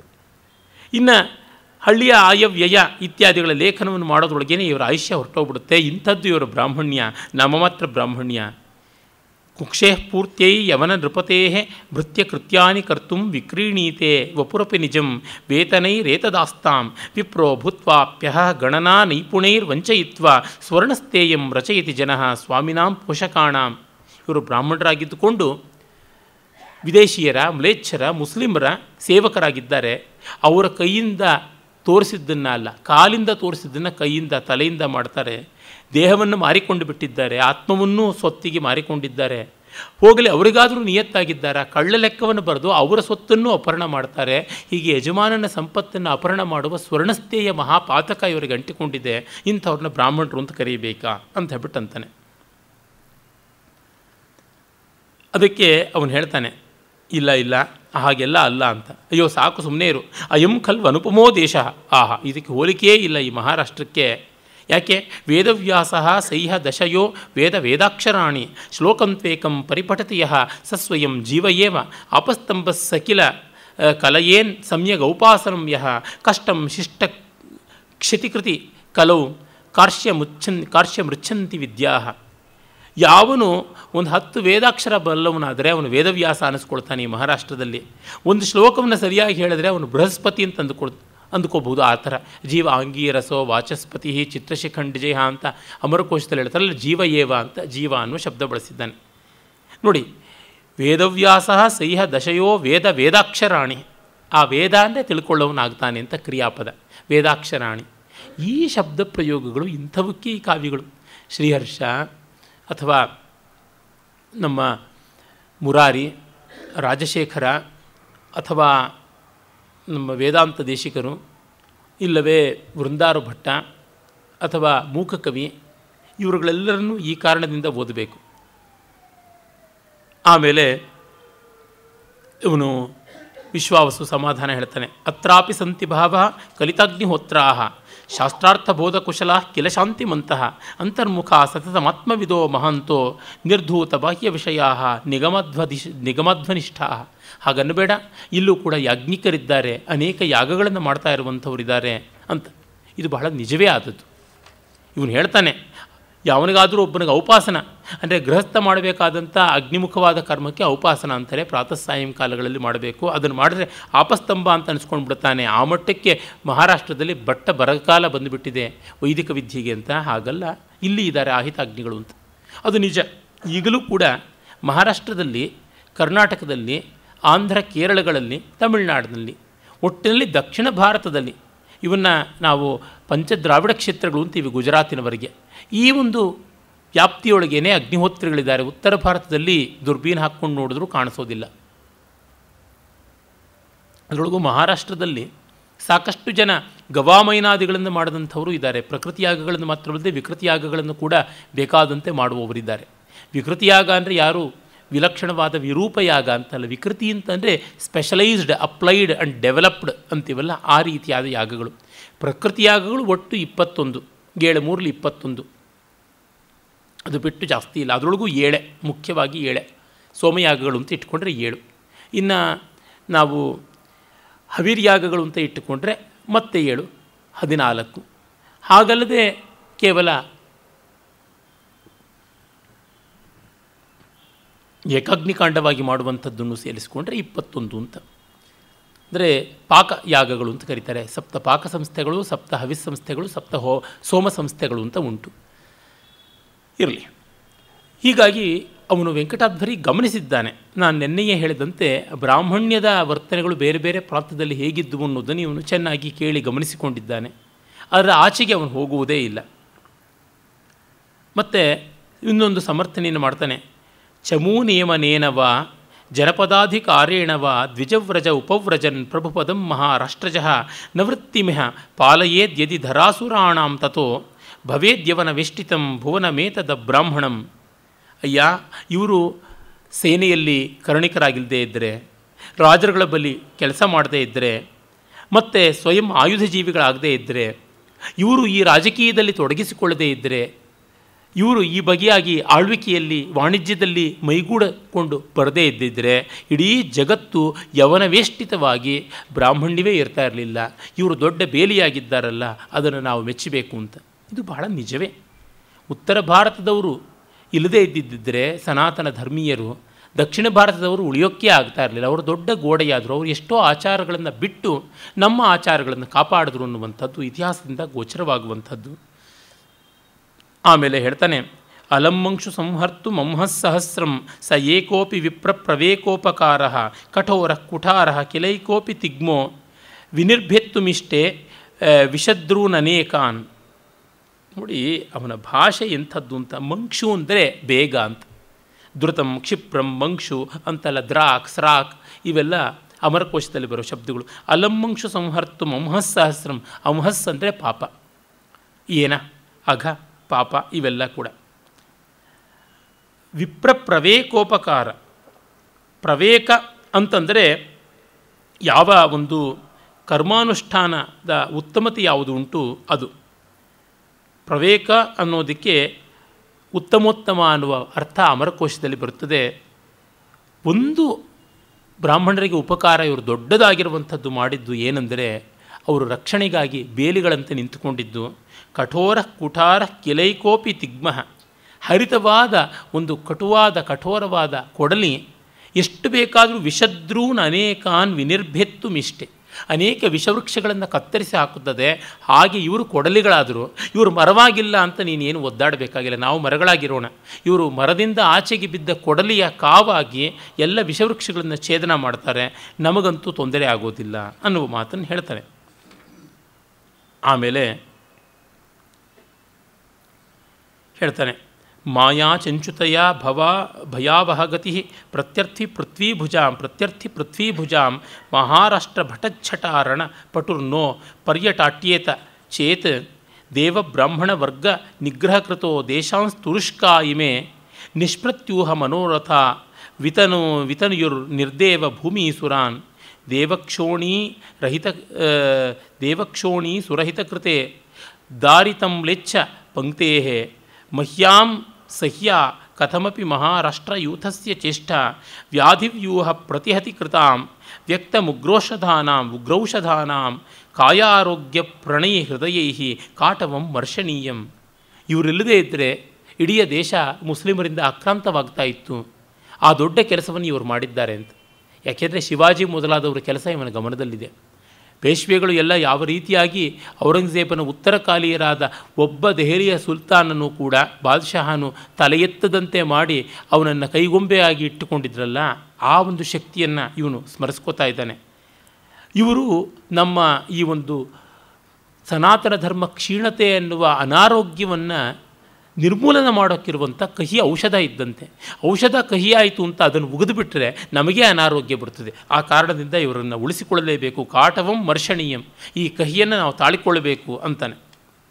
ಆಮೇಲೆ ಮಹಾರಾಷ್ಟ್ರದಿಂದ ಅವನು ಹೊರಗಡೆ ಬರ್ತಾ ಮಹಾರಾಷ್ಟ್ರವನ್ನು ಮತ್ತೆ ನಮಸ್ಕಾರ ಮಾಡಿ ಗೌರವಿಸ್ತಾನೆ. ವಿಮಲಚರಿತ ವಿಶ್ವಾಮಿತ್ರಾದಯ ಪರಮರ್ಶಯ ಬಹುಭಿರತುಲೈರ್ಬ್ರಾಹ್ಮಣ್ಯಂ ಯತ್ ತಪೋಭಿರುಪಾರ್ಜಯನ್ ತದಿಹ ಜಹತೋ ಜನ್ಮ ಪ್ರಾಪ್ತಂ ತ್ರಯೀ ವಿಮುಖೇಶ್ವಮೀ ಶ್ವಃ ಕಥಿಚಿತ್ ಪಾಖಂಡೇಶು ಪ್ರವಿಶ್ಯ ಹತಾ ಜನಾ. ಆದರೆ ಕೃಷಾನು ಮತ್ತೆ ಬೈತಾನೆ, ಇಲ್ಲಿ ಎಲ್ಲ ಋಷಿ ಪರಂಪರೆಯನ್ನು ಬಿಟ್ಟುಬಿಟ್ಟು ಭಜನೆ ಪರಂಪರೆ ಬೆಳ್ಕೊಂಡು ಬಿಟ್ಟಿದೆ. ಬರೀ ಕೋಲಾಹಲ ಮಾಡ್ಕೊಳ್ತಾ ಇದ್ದಾರೆ, ಬರೀ ತೀರ್ಥಯಾತ್ರೆ ಅಂತ ಮಾಡ್ತಾ ಇದ್ದಾರೆ. ದಕ್ಷಾದಿಕ್ಷು ವಿದಿಕ್ಷು ಕುಕ್ಷಿಭೃತಯೇ ಭಿಕ್ಷಾಟನಂ ಕುರ್ವತೆ. ದಕ್ಷರಾಗಿರ್ತಕ್ಕಂಥವ್ರು ಹೊಟ್ಟೆ ಪಾಡಿಗೆ ದಿಕ್ಕು ವಿದಿಕ್ಕುಗಳಲ್ಲಿ ಎಲ್ಲ ಕಡೆಯಲ್ಲೂ ಕೂಡ ಭಿಕ್ಷಾಟನವನ್ನು ಮಾಡ್ಕೊಂಡಿದ್ದಾರೆ ಅಂತ. ಹಾಗೆಲ್ಲ ಹೇಳಬೇಡ, ಇವರು ಹರಿಭಕ್ತರು. ಅಂದರೆ ಇದು ವಾರಕರಿ ಸಂಪ್ರದಾಯ ಅಂತ ಯಾವುದಿದೆ ಮಹಾರಾಷ್ಟ್ರದಲ್ಲಿ, ನಾಮದೇವ, ಜ್ಞಾನದೇವ, ತುಕಾರಾಮ್, ಸಕ್ಕೂಬಾಯಿ ಮೊದಲಾದ ಅನೇಕರು ಅವ್ರನ್ನ ಕುರಿತು ಹೇಳ್ತಾನೆ. ದೋಷೇಭ್ಯೋ ನೈವ ಭೇತವ್ಯಂ ದೃಢಾಚೇತ್ ಭಕ್ತಿರುಚ್ಯತೆ ತಿಮಿರೇಭ್ಯೋ ನಹಿ ಭಯಂ ದೀಪಶ್ಚೇಲ್ ಲಭ್ಯತೆ ಮಹಾನ್. ದೋಷಕ್ಕಾಕೆ ನಾವು ಚಿಂತೆ ಮಾಡ್ಕೋಬೇಕು? ಭಕ್ತಿ ಇದ್ದರೆ ಸಾಕು, ಕತ್ತಲಿಗೆ ಏಕೆ ಅಂಜಬೇಕು, ದೀಪ ಇದ್ದರೆ ಸಾಕು ಅಂತ ಹೇಳಿ ಮಹಾರಾಷ್ಟ್ರವನ್ನು ನಮಸ್ಕಾರ ಮಾಡ್ತಾನೆ. ಧುನೋತಿ ನಿಬಿಡಂ ತಮ ಪರಿಲುನಾತಿ ಪಾಪಾಟವಿಂ ತನೋತಿ ಚ ಮನೋರಥಾನ್ ಉಪಚಿನೋತಿ ನಾನೋತ್ಸವಾನ್ ಅನಕ್ತಿ ಚ ಪುನರ್ನನು ಮನಸ್ಸುಧಾ ನಿರ್ಜರೀ ವ್ಯನಕ್ತಿ ಪಕ್ತಿಮಂ ವೃಷಗಿರೀಶ ಭಕ್ತಿಶುಭಾಂ ಅಂತ ಹೇಳಿ ಕೊಂಡಾಡ್ತಾನೆ. ಆಗ ತಿರುಪತಿಯನ್ನು ಕೂಡ ಗೌರವಿಸ್ತಾನೆ. ಯಾಕೆಂದರೆ ಆಂಧ್ರ ಪ್ರದೇಶದ ಕಡೆಗೆ ಬರ್ತಾ ಇದ್ದಾನೆ. ವೃಷಗಿರೀಶ ಅಂದರೆ ಯಾವ ಆ ಸಪ್ತ ಪರ್ವತಗಳು ಇವೆ, 7 ಕೊಂಡಲವಾಡು, ಅವನ ಊರಿನ ಕಡೆಗೆ ಬರ್ತಾ ಎಲ್ಲ ರೀತಿಯಲ್ಲಿಯೂ ಮನಸ್ಸಿಗೆ ಸಂತೋಷವನ್ನು ಅಂಟಿಸಿಕೊಡ್ತಕ್ಕಂಥದ್ದು ಅನಕ್ತಿ ಮತ್ತು ಮಂಗಳ ಸ್ವರೂಪವನ್ನು ವ್ಯನಕ್ತಿ ತೋರ್ಪಡಿಸುವಂಥದ್ದು, ಕತ್ತಲನ್ನು ಧುನೋತಿ ಕತ್ತರಿಸುವಂಥದ್ದು ಮತ್ತು ಮನೋರಥದ ಎಲ್ಲ ಒಂದು ನಡೆಯನ್ನು ಕೂಡ ತನುವತಿ ವಿಸ್ತರಿಸುವಂಥದ್ದು ಅಂತ ಹೇಳ್ಬಿಟ್ಟು ಅಂತಾನೆ. ಆಗ ಆಂಧ್ರ ದೇಶವನ್ನು ನೋಡಿ ಮೆಚ್ಚಿಕೊಳ್ತಾ ಇದ್ದಂತೆಯೇ ಕೃಶಾನು ಹೇಳ್ತಾನೆ, ಅಯ್ಯೋ ಸಾಕು ಸುಮ್ಮನೆ ಇರು, ಗ್ರಾಮೇ ಗ್ರಾಮೇ ನಿವಸತಿ ಸ್ವಾಮಿ ಭಾವೇನ ಶೂದ್ರ ಭೃತ್ಯೋ ಭೂತ್ವಾ ಪಠತಿ ಗಣನಾಂ ಬ್ರಾಹ್ಮಣಸ್ತಸ್ಯ ಪಾರ್ಶ್ವೇ ವೇದಾಧ್ಯಾಯಿ ಸರೈವ ಮರೋ ಕ್ವಾಪಿ ಕಶ್ಚಿದ್ ಯದಿ ಸ್ಯಾತ್ ಅತ್ರ ಮತ್ರ ಪ್ರಕರಕರಣೆ ವರ್ತತೆ ಸೌ ನಿಯುಕ್ತ. ಹಳ್ಳಿಯಲ್ಲೂ ಕೂಡ ಒಬ್ಬ ಶೂದ್ರ ಯಜಮಾನ ಕೂತ್ಕೋತಾನೆ, ಅವನಿಗೆ ಸೇವಕನಾಗಿ ಅವನ ಲೆಕ್ಕ ಬರೀತಾ ಅವನಿಗೆ ಸಾಧುವಾದ ಮಾಡ್ತಾ ಒಬ್ಬ ಬ್ರಾಹ್ಮಣ ಕೂತ್ಕೋತಾನೆ. ಇಲ್ಲಿ ವೇದಾಧ್ಯಾಯಿ ಆದವನು ಮರುಭೂಮಿಯಲ್ಲಿ ಸರೋವರದಂತೆ ಎಲ್ಲೋ ಇದ್ದರೆ ಇದ್ದಾನು. ಒಂದು ಪಕ್ಷ ಅಂಥವನಿದ್ದರೆ ಅತ್ರ ಅಮತ್ರ ಪ್ರಕರಕರಣೆ ವರ್ತತೆ ಅಸೋ ನಿಯುಕ್ತ. ಏನಿದ್ರು ಅಮತ್ರ ಅಂತಂದರೆ ಮಸಿ ಪಾತ್ರೆಗಳು, ಮುಸರೆ ಪಾತ್ರೆಗಳು ಅಂತ ಅರ್ಥ. ಅಂದರೆ ಅಡಿಗೆ ಮಾಡಿ ತೊಳೆಯಬೇಕಾದಂಥ ಪಾತ್ರೆಗಳು, ಅದಕ್ಕೆ ಬಳಸುವಂಥದ್ದು ಅಂತ. ಆಂಧ್ರದಲ್ಲಿ ಭೂಸ್ವಾಮಿಗಳು, ರೆಡ್ಡಿಗಳು ಮತ್ತು ಕಾಪು, ಕಮ್ಮ ಇವರುಗಳು ಹೆಚ್ಚು. ಆ ಭೂಸ್ವಾಮಿಗಳು ಒಂದೊಂದು ಊರಿನಲ್ಲೂ ಕೂಡ ಪಾಳೆಗಾರರಂತೆ ಇರ್ತಾರೆ, ಜಮೀನ್ದಾರರು, ಮಿರಾಸ್ದಾರರು ಎಲ್ಲ ಆಗಿರ್ತಾರೆ. ಆ ಬಲಿಷ್ಠರಾದವರು ಮುಂದೆ ನಿಮಗೆಲ್ಲ ಗೊತ್ತಿದೆ, ಈ ತೆಲಂಗಾಣದಲ್ಲಿ ಮತ್ತು ವಿಶೇಷವಾಗಿ ರಾಯಲಸೀಮಾದಲ್ಲಿ ಯಾವ ಥರ ಉಂಟು ಅಂತ ಈಚೀಚೆಗೂ ತೆಲುಗು ಸಿನಿಮಾಗಳಲ್ಲಿ ನೋಡ್ತಲೇ ಇರ್ತೀವಿ. ಆ ರೀತಿಯಾದ ಕೋಲಾಹಲದಲ್ಲಿ ಬ್ರಾಹ್ಮಣರವರಿಗೆ ದುರ್ಮಂತ್ರಿತ್ವವನ್ನೋ ಅಥವಾ ಅಸಹಾಯ ಮಂತ್ರಿತ್ವವನ್ನೋ ನರ್ಮಸಾಚಿವ್ಯವನ್ನೋ ವಹಿಸಬೇಕಾಗುತ್ತದೆ. ಹಾಗಾಗಿ ಎಲ್ಲೋ ಒಬ್ಬ ವೇದಾಭ್ಯಾಸಿ ಇದ್ದರೆ ಅವನಿಗೇನೋ ಹಬ್ಬ ಹರಿದಿನ ಪೂಜೆ ಕೈಂಕರ್ಯ ಅಂತ ಮಾಡಿ ಇವರುಗಳಿಗೆ ಯಥೇಷ್ಟವಾಗಿ ಪೊಂಗಲ್ಲು ಪ್ರಸಾದಗಳನ್ನು ಕೊಟ್ಟು ಆ ಮುಸರೆ ಪಾತ್ರೆ ತೊಳೆಯಬೇಕು. ಅವನಿಗಷ್ಟೇ ಇನ್ನೇನು ಉಳಿಯುತ್ತೆ ಕೆಲಸ ಅಂತ. ಈ ರೀತಿಯಾಗಿ ಆಗುವಾಗ ಕಿಂಚ ಮಹಾರಾಷ್ಟ್ರೇ ದೃಷ್ಟದೋಷ ಅತ್ರಾಪಿ ದ್ರಷ್ಟವ್ಯ. ಮಹಾರಾಷ್ಟ್ರದಲ್ಲಿ ಯಾವ ದೋಷ ಇವೆ ಬ್ರಾಹ್ಮಣರದ್ದು ಅದೇ ಇಲ್ಲೂ ಕೂಡ ಇದೆ ಅಂತ. ವಯಸ್ಯಾಮೈವಂ ವಾದಿ, ಹೀಗೆ ಅನ್ನಬೇಡಪ್ಪ ಅಂತ ವಿಶ್ವಾಸ ಹೇಳ್ತಾನೆ. ಮಾನಾಮ ಯಕ್ಷತ ಮಖೈಹಿ ಅನಘೌರಿಹಾಮಿ ಮಾಚಾದಿಗೀಶತ ವಚಾಂಸಿ ಚಿರಂತನಾನಿ ದೇವೇಶು ಅವನಿತ್ರಿದಶೇಷು ಚೈಷಾಂ ವಿಶ್ರಾಣನಂ ಚ ವಿವಿಧಾನ್ ವಿಧುನೋತಿ ದೋಷಾನ್. ಇಲ್ಲಿರುವ ಪ್ರಭುತ್ವವನ್ನು ಶೂದ್ರ ಪ್ರಭುತ್ವ ಅಂತಂದುಬೇಡ. ಅವರು ಹೋಮ ಮಾಡದೇ ಇರ್ಬೋದು, ವೇದ ಹೇಳದೇ ಇರ್ಬೋದು, ಆದರೆ ದೈವಭಕ್ತಿ ಇದೆ, ಬ್ರಾಹ್ಮಣ ಭಕ್ತಿ ಇದೆ, ಕವಿಗಳಿಗೆ ಸಜ್ಜನರಿಗೆ ಹಣಕಾಸನ್ನು ಸಂತೋಷವಾಗಿ ವಿತರಣೆ ಮಾಡ್ತಾರೆ, ಔದಾರ್ಯ ಉಂಟು. ಈಗಲೂ ಕೂಡ ಆಂಧ್ರದಲ್ಲಿ ಅದು ಉಂಟು. ನನಗೆ ನೋಡಿ, ಆಂಧ್ರದ ಒಂದು ದೊಡ್ಡ ವಿಶ್ವವಿದ್ಯಾಲಯದಲ್ಲಿಯೇ ಕನ್ನಡದ ಪ್ರಾಧ್ಯಾಪಕರಾಗಿದ್ದವರು, ಒಳ್ಳೆ ವಿದ್ವಾಂಸರು, ಶೇಷಶಾಸ್ತ್ರಿಗಳು. ಅವ್ರನ್ನ ನಾನು ಕೇಳಿದೆ, ಕೃಷ್ಣದೇವರಾಯ ಯೂನಿವರ್ಸಿಟಿ ನೀವಿದ್ದದ್ದು ಇಲ್ಲಿಯೇ ಧರ್ಮವರಂ ಅನಂತಪುರದಲ್ಲಿ, ಯಾತಕ್ಕೆ ರಿಟೈರ್ ಆದಮೇಲೆ ಬೆಂಗಳೂರಿಗೆ ಬರಬಾರ್ದು, ಬಂಧು ಬಾಂಧವರೆಲ್ಲ ಇದ್ದಾರಲ್ಲ ಇಲ್ಲಿಯೇ, ಮತ್ತು ನೀವು ಕನ್ನಡದವರು, ಕನ್ನಡದ ಕೆಲಸವೂ ನಡೆಯಬೇಕಲ್ಲ ಅಂತ ಈಚೆಗಷ್ಟೇ ಕೇಳಿದ್ದಕ್ಕೆ, ಸ್ವಾಮಿ ನೋಡಿ, ಅಲ್ಲಿ ನನ್ನನ್ನು ಯಾವನು ಸ್ವಾಮಿ ಅಂತಲೇ ವೈಸ್ ಚಾನ್ಸಲರಿಂದ ಮೊದಲುಗೊಂಡು ಚಪ್ರಾಸಿವರೆಗೂ ಮಾತಾಡಿಸ್ತಾನೆ. ಇಲ್ಲಿ ಯಾರೂ ಹೇಳೋದಿಲ್ಲ ಸರ್ ಹಾಗೆ. ಈ ಯೂನಿವರ್ಸಿಟಿಗಳಲ್ಲಿ ಹೋದರೆ ಈ ಕನ್ನಡದ ಸಾಹಿತಿಗಳಲ್ಲಿ ಜಾತಿಯನ್ನು ಇಟ್ಕೊಂಡು ಬೈತಾರೆ. ಆಂಧ್ರ ಪ್ರದೇಶದಲ್ಲಿ ನನ್ನ ಸ್ವಾಮಿ ಅಂತಲೇ ಮಾತಾಡಿಸ್ತಾರೆ. ನನಗೂ ಮರ್ಯಾದೆಯಾಗಿ ಬದುಕಬೇಕು ಅನ್ನೋ ಒಂದು ಎಚ್ಚರಿಕೆ ಸಿಗುತ್ತದೆ ಅದರಿಂದ. ಹಾಗಾಗಿ ನಾನು ಅಲ್ಲೇ ಇರ್ತೀನಿ ಅಂತಂದರು. ಅದು ಬಹಳ ನಾನು ಗಮನಿಸಿ ನೋಡಿದ್ದೀನಿ. ಏನು ಸ್ವಾಮಿಲು ಎಟ್ಲವನ್ನಾರು ಅಂತಲೇ ಆಂಧ್ರ ಪ್ರದೇಶದಲ್ಲಿ ಮಾತಾಡಿಸುವಂಥದ್ದು. ಅಂದರೆ ಒಬ್ಬ ಬ್ರಾಹ್ಮಣ ಸದಾಚಾರಿಯಾಗಿದ್ದಾನೆ ಅನ್ನುವ ಅಂಶ ಗೊತ್ತಾದರೆ ಸಾಮಾನ್ಯವಾಗಿ ಸ್ವಾಮಿ ಅಂತ ಚಿಕ್ಕ ಹುಡುಗಿನಿಂದ ಮೊದಲುಗೊಂಡು ಹೇಳುವುದುಂಟು. ಅದು ಜಾತಿವಾದ, ಮೇಲ್ಜಾತಿ ಕೀಳುಜಾತಿಯವರ ಬಾಯಿಂದ ಹೇಳಿಸುವ ಪಾಠ ಪ್ರಯತ್ನ ಅಂತ ಏನೇ ಅಪಲಾಪ ಮಾಡಬಹುದು, ಅದಂತೂ ಉಂಟು. ಅದನ್ನು ವೆಂಕಟಾಧ್ವರಿ ಕಾಲದಲ್ಲಿ ಇನ್ನೂ ಇದ್ದಿರಬೇಕು, ಅದನ್ನು ಹೇಳ್ತಾ ಇದ್ದಾನೆ. ಮತ್ತು ಆಂಧ್ರ ಪ್ರದೇಶದಲ್ಲಿ ಸಾಹಿತ್ಯ, ಸಂಗೀತ ಇತ್ಯಾದಿಗಳು ಬಂದರೆ ಜಾತಿಯ ಮುಖ ನೋಡುವುದೇ ಇಲ್ಲ. ನಾನೇ ಗಮನಿಸಿದ್ದೀನಿ. ಅದೆಷ್ಟೆಷ್ಟು ಜನ ಅವಧಾನಿಗಳಿಗೆ, ಎಷ್ಟೆಷ್ಟು ಜನ ಕವಿಗಳಿಗೆ, ಎಷ್ಟೆಷ್ಟು ಜನ ಗಾಯಕರಿಗೆ, ನರ್ತಕರಿಗೆ ಕೊಡುಗೈಯ ದಾನ ಕೊಟ್ಟು, ಒಬ್ಬರು ರಾಜಣ್ಣ ಕವಿ ಅಂತ ಆಂಧ್ರ ಪ್ರದೇಶದ ಒಂದು ಹಳ್ಳಿಯಲ್ಲಿದ್ದಾರೆ. ಅವರು ಒಂದು 60 ವರ್ಷದ ತಮ್ಮ ವೃತ್ತಿ ಜೀವನವನ್ನು ನಡೆಸಿದ್ದು ಒಂದೇ ಒಂದು ವಸ್ತುವಿನ ಮೇಲೆ ಭಾಷಣ ಮಾಡಿಕೊಂಡು. ಹೇಳಿದ್ರೆ ಆಶ್ಚರ್ಯವಾಗಿಬಿಡುತ್ತದೆ. ರಾಮರಾಜಭೂಷಣ ಅನ್ನುವ ಹೆಸರನ್ನು ಪಡೆದಂಥ ಭಟ್ಟುಮೂರ್ತಿ ಬರೆದ ವಸುಚರಿತ್ರೆ ಅಂತ ಒಂದು ಪ್ರೌಢ ಮನೋಹರವಾದ ಚಂಪೂ ಕಾವ್ಯ. ಆ ವಸುಚರಿತ್ರೆಯಲ್ಲಿರುವ ಸಂಗೀತದ ಸ್ವಾರಸ್ಯ, ಅದರ ಬಗ್ಗೆ ಅವರ ಭಾಷಣ ತುಂಬ ಚೆನ್ನಾಗಿ ಹಾಡ್ತಾರೆ ಕೂಡ. ಸಂಗೀತ ರಹಸ್ಯ ಕಲಾನಿಧಿ ಅಂತ ರಾಮರಾಜ ಭೂಷಣನ ಬಿರುದು. ಆ ಒಂದು ವಸ್ತುವಿನ ಮೇಲೆ ಭಾಷಣ ಮಾಡಿಕೊಂಡು ಒಂದು ಜನ್ಮ ಕಳೆಯಬೇಕು ಅಂತಂದರೆ ಪೋಷಣೆ ಹೇಗಿರಬೇಕು ನೋಡಿ. ದೊಡ್ಡ ದೊಡ್ಡ ಕೂಚಿಪುಡಿ ಮೊದಲಾದ ಕಲಾವಿದರುಗಳು, ಒಂದು ಸತ್ಯಭಾಮೆ, ಒಂದು ದೇವದೇವಿ, ಒಂದು ಉಷಾ, ಈ ರೀತಿಯಾದ ಒಂದು 3-4 ಪಾತ್ರ ಮಾಡಿಕೊಂಡು ಯಾವ ಜೀವವೂ ತೃಪ್ತಿಯಿಂದ ಬದುಕೋದಕ್ಕೆ ಬೇಕಾಗುವಂಥ ವ್ಯವಸ್ಥೆ ಆಗಿದೆ. ನಾನು ಹಿಂದೊಮ್ಮೆ ಮಧುರೈನಲ್ಲಿ ಅವಧಾನ ಮಾಡಿದೆ.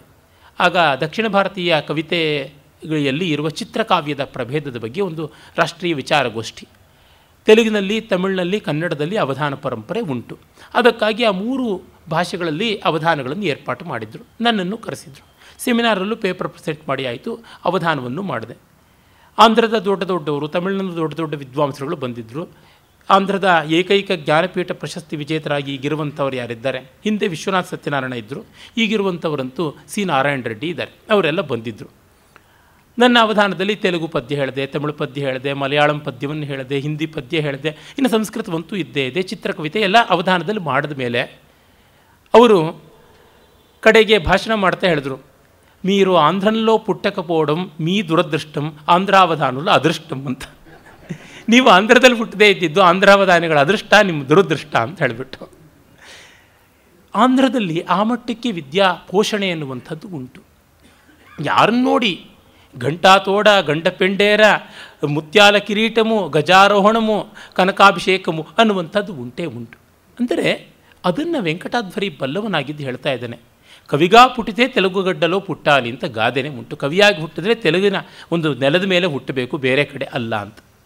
ಒಂದು ಕೃತಿಯನ್ನು ಬರೆಯೋದಕ್ಕಿಂತ ಒಂದು ಕೃತಿಯನ್ನು ಅರ್ಪಣೆ ಮಾಡಿಸಿಕೊಳ್ಳೋದು ತುಂಬ ದೊಡ್ಡ ಸತ್ಕಾರ್ಯ ಅಂತ ಬೇಕಾದಂತೆ ಮಾಡುವಂಥದ್ದು ಉಂಟು. ಹೀಗಾಗಿ ಅವನು ಹೇಳ್ತಾನೆ, ಅವರೆಲ್ಲ ಶೂದ್ರರು ಅಂತ ಬೈಬೇಡಿ, ಎಲ್ಲ ಬ್ರಾಹ್ಮಣ ಪೋಷಣೆ ಮಾಡ್ತಾ ಇದ್ದಾರೆ, ವಿದ್ಯಾ ಪೋಷಣೆ ಮಾಡ್ತಾ ಇದ್ದಾರೆ, ಅದು ದೊಡ್ಡದಲ್ವಾ ಅನ್ನುವ ಮಾತನ್ನು ಕೃಷಾನುಗೆ ಸಮಾಧಾನವಾಗಿ ಹೇಳ್ತಾನೆ. ಆಮೇಲೆ ಅವನು ಹೇಳ್ತಾನೆ, ಇಲ್ಲಿ ಬೇಕಾದಷ್ಟು ಜನ ವಿದ್ವಾಂಸರಿದ್ದಾರೆ. ಅಹೋ ಕೃಷ್ಣ ಗೋದಾವರಿ ಮಧ್ಯಾಸೀನಾನಾಂ ಅಮೀಷಾಂ ವೈದಿಕಾನಾಂ ಅಭಿನಂದನೀಯ ಸಂಪ್ರದಾಯ ಅನಪಾಯ ಅಂತಾನೆ. ಕೃಷ್ಣ ಗೋದಾವರಿ ನದಿ ಮಧ್ಯದಲ್ಲಿರುವಂಥ ಯಾವ ಜಾಗ ಉಂಟು, ಕೃಷ್ಣಾ ಜಿಲ್ಲಾ, ಈಸ್ಟ್ ಗೋದಾವರಿ, ವೆಸ್ಟ್ ಗೋದಾವರಿ ಅಂತೆಲ್ಲ ಹೇಳ್ತೀವಲ್ಲ, ಆ ಗೌತಮಿ ತೀರ, ವಸಿಷ್ಠ ಗೋದಾವರಿ ಮತ್ತು ಅಲ್ಲಿ ಕೋನಸೀಮಾ, ದಿವಿಸೀಮಾ ಅಂತೆಲ್ಲ ಕರೀತಾರೆ. ಅಲ್ಲಿರುವ ವೈದಿಕರ ಒಂದು ಯಜ್ಞ ವೈಭವ ಅತಿಶಯವಾದಂಥದ್ದು. ಅವರು ಈ ಹೊತ್ತಿಗೂ ಕೂಡ ಶಾಸ್ತ್ರ ಸಂಪ್ರದಾಯಗಳನ್ನು ಪಾಲಿಸಿಕೊಂಡು ಬಂದಿದ್ದಾರೆ. ಅದು ಬಹಳ ನಿಜವಾದಂಥದ್ದು. ಈಗಲೂ ಅಲ್ಲಿ ಚೆನ್ನಾಗಿ ವೇದಾಭ್ಯಾಸ, ಶಾಸ್ತ್ರಾಭ್ಯಾಸ, ಸಂಸ್ಕೃತಾಭ್ಯಾಸ ಉಂಟು. ಕರ್ನಾಟಕದಲ್ಲಿ ಇರುವುದಕ್ಕಿಂತ ಹೆಚ್ಚಿನ ಸಂಖ್ಯೆಯ ಸಂಸ್ಕೃತ ವಿದ್ವಾಂಸರು ಆಂಧ್ರ ಪ್ರದೇಶದಲ್ಲಿದ್ದಾರೆ. ಮತ್ತು ಗಟ್ಟಿಯಾದಂಥ ಶಾಸ್ತ್ರಜ್ಞರು ಕೂಡ ಇದ್ದಾರೆ. ಆಂಧ್ರದಲ್ಲಿ ಆ ಮಟ್ಟಕ್ಕೆ ಗೌರವ ಉಂಟು. ಅದಕ್ಕೆ ಒಂದು ದೊಡ್ಡ ನಿದರ್ಶನ ಕೊಡಬಹುದು ಅಂದರೆ ಇವತ್ತಿನ ಶೃಂಗೇರಿಯ ಪೀಠಾಧಿಪತಿಗಳೇನೆ. ಅಲ್ಲಿ ಅವರು ಪರೀಕ್ಷೆಯನ್ನು ಕೊಡ್ತಾರೆ. ಆ ಪರೀಕ್ಷೆ ಸಾಕಷ್ಟು ಬಜೆಬೆಣ್ಣೆ ಕರಗಿಸ್ತಕ್ಕಂಥದ್ದೇನೆ. ಒಂದು ಬಾರಿ ಅವರು ಪೇಪರ್ ವ್ಯಾಲ್ಯೂಯೇಷನ್ ಮಾಡ್ತಾಯಿದ್ರು. ತೆನಾಲಿಯಲ್ಲಿ ಒಂದು ದೊಡ್ಡ ಪರೀಕ್ಷಾ ಕೇಂದ್ರವನ್ನು ಮಾಡಿದ್ದಾರೆ. ಅಲ್ಲಿಯ ಚತುಶಾಸ್ತ್ರಗಳಲ್ಲಿ ತರ್ಕ, ವ್ಯಾಕರಣ, ಮೀಮಾಂಸಾ, ವೇದಾಂತ, ಇವುಗಳಲ್ಲಿ ಮೀಮಾಂಸಾ ಶಾಸ್ತ್ರದ ಪೇಪರ್ನ ನಾನು ವ್ಯಾಲ್ಯೂ ಮಾಡೋಲ್ಲ ಅಂತ ಹೇಳಿದ್ರು. ಯಾತಕ್ಕೆ ಅಂದರೆ ಯಾರು ಒಬ್ಬನಾದರೂ ಪಾಸ್ ಆಗಲಿ ಅಂತ. ಹೀಗೆ ಉಂಟು. ದೊಡ್ಡ ದೊಡ್ಡ ವಿದ್ವಾಂಸರು ಆಗಿ ಹೋಗಿದ್ದಾರೆ. ಮತ್ತು ಅನೇಕರು ಆಹಿತಾಗ್ನಿಗಳಾಗಿರುವಂಥವ್ರು. ಆದರೆ ಒಂದು ಗಮನಿಸಬೇಕಾದ್ದೇನೆಂದರೆ, ತಮಿಳುನಾಡಿನ ಆಹಿತಾಗ್ನಿಗಳಲ್ಲಿರುವ ಸಂಪ್ರದಾಯ ಶುದ್ಧಿ, ವ್ಯಾಪೃತಿ ತುಂಬ ದೊಡ್ಡದು. ಅದು ಕಂಚಿಯ ಪರಮಾಚಾರ್ಯರ ಪ್ರೇರಣೆಯಿಂದ ಬಂದಂಥದ್ದು, ತುಂಬ ವಿಶೇಷವಾಗಿದೆ. ಆಂಧ್ರಾವಧಾನಿಗಳಲ್ಲಿ ಸ್ವಲ್ಪ, ಆಂಧ್ರದ ಆಹಿತಾಗ್ನಿಗಳಲ್ಲಿ ಕೋಲಾಹಲ ಹೆಚ್ಚು. ಆದರೆ ಕರ್ನಾಟಕದಲ್ಲಿ ಯಾರು ಆಹಿತಾಗ್ನಿಗಳಾಗಿ ಇದ್ದಾರೆ ಅವರು ಒಪ್ಪ ಓರಣ ತುಂಬ ಉತ್ಕೃಷ್ಟವಾದದ್ದು. ಸಂಖ್ಯೆ ಕಡಿಮೆಯಾದರೂ ಕೂಡ ಸಂಪ್ರದಾಯ ಶುದ್ಧಿ ಅದು ಹೆಚ್ಚಾದದ್ದು ಅಂತ ಅನಿಸುತ್ತದೆ. ಅದರೊಳಗೂ ನನ್ನ ಅನುಭವದಲ್ಲಿ ಹೇಳೋದಿದ್ದರೆ, ಉಡುಪಿಯಲ್ಲಿದ್ದಂಥ ಅನಂತಕೃಷ್ಣ ದೀಕ್ಷಿತ ಕೆದಿಲಾಯರು ಅಂತ ಇದ್ದವರು ಯಜ್ಞಪುರುಷನೇ ಬಂದು ಆಹುತಿಯನ್ನು ತೆಗೆದುಕೊಳ್ಳಬೇಕು, ಆ ಮಟ್ಟದ ಶ್ರದ್ಧೆಯಿಂದ ಅವರು ತ್ರೇತಾಗ್ನಿಗಳ ಉಪಾಸನೆಯನ್ನು ಮಾಡ್ತಾಯಿದ್ರು. ಒಟ್ಟಿನಲ್ಲಿ ಇವನು ಆ ಆಂಧ್ರದ ಆ ವೈದಿಕ ವೈಭವವನ್ನು ಮೆಚ್ಚಿಕೊಂಡಿದ್ದಾನೆ. ಅಪ್ಪಯ್ಯ ದೀಕ್ಷಿತರು ಅದಕ್ಕೆ ತಾನೇ ಹೇಳಿದ್ದು, ಅವರು ತಮಿಳುನಾಡಿನವರು, ಸಾಮವೇದಿಗಳು. ಆಂಧ್ರತ್ವಂ ಆಂಧ್ರಭಾಷಾ ಚ ಪ್ರಾಭಾಕರ ಪರಿಶ್ರಮ ತತ್ರಾಪಿ ಆಜುಷೀ ಶಾಖಾ ನಾಲ್ಪಸ್ಯ ತಪಸಫಲಂ ಅಂತಂದರು. ಆಂಧ್ರರಾಗಿ ಹುಟ್ಟುವುದು, ತೆಲುಗನ್ನು ಕಲಿಯೋದು, ಯಜುರ್ವೇದಾಭ್ಯಾಸ ಮಾಡುವುದು, ಅದರೊಳಗೂ ಪ್ರಾಭಾಕರ ಶಾಖೆಯ ಮೀಮಾಂಸೆಯಲ್ಲಿ ನಿಷ್ಣಾತರಾಗುವುದು ಸ್ವಲ್ಪ ಅಲ್ಪ ಪುಣ್ಯದಿಂದ ಬರೋದಿಲ್ಲ ಅಂತ. ಅವರು ಸದಾ ಗೋಳಾಡೋರಂತೆ, ಶಿವನಿಗೆ ಸ್ವಶಾಖೆಯಲ್ಲಿ ಅಭಿಷೇಕ ಮಾಡೋಕ್ಕಾಗಲ್ವೇ ಅಂತ. ಅವ್ರದ್ದು ಸ್ವಶಾಖೆ ಸಾಮವೇದ, ಗೌತಮ ಶಾಖೆ ಸಾಮವೇದ. ಸಾಮವೇದದ ಪುರಸ್ಸರವಾಗಿ ಶಿವನಿಗೆ ಪೂಜೆ ಮಾಡೋದಕ್ಕೆ ಆಗುವುದಿಲ್ಲ. ಯಾಕೆಂದರೆ ರುದ್ರಾಧ್ಯಾಯ ಯಜುರ್ವೇದದಲ್ಲೇ ಇರೋದು, ಅನ್ಯ ಶಾಖೆಯ ಮಂತ್ರಗಳಿಂದ ನಾನು ಹೇಳಬೇಕಲ್ಲ ಅಂತ ಅವ್ರಿಗೆ ಸಂಕಟ ಇತ್ತಂತೆ. ಆಂಧ್ರರು ಆ ವೈದಿಕ ವೈಭವವನ್ನು ಇಟ್ಟುಕೊಂಡಿದ್ದನ್ನು ಇವನು ಗಮನಿಸಿ, ನಿಗಮ ಪಾಠ ನಿರಾಕೃತ ದುಷ್ಕೃತಾ ನೈವಿದೋ ಬಹವೋತ್ರ ಧರಾಸುರಾ ಪ್ರತಿ ವಸಂತ ಮುಪಾತ್ತ ಮಖಾ ಸುಖಂ ಪ್ರತಿ ವಸಂತಿ ಮುಕುಂದ ಪರಾಯಣ. ಇಲ್ಲಿ ನೋಡಿ, ಪ್ರತಿ ವಸಂತ ಮುಪಾತ್ತ ಮಖಾ ಸುಖಂ ಪ್ರತಿ ವಸಂತಿ, ಪ್ರತಿ ವಸಂತ ಸೋಮಯಾಜಿಗಳು ಅಂತ. ವಸಂತೆ ವಸಂತೆ ಜ್ಯೋತಿಷ್ಠೋಮೇನ ಯಜೇತ ಅಂತ ಶಾಸ್ತ್ರವಿಹಿತವಾದ ವಾಕ್ಕು.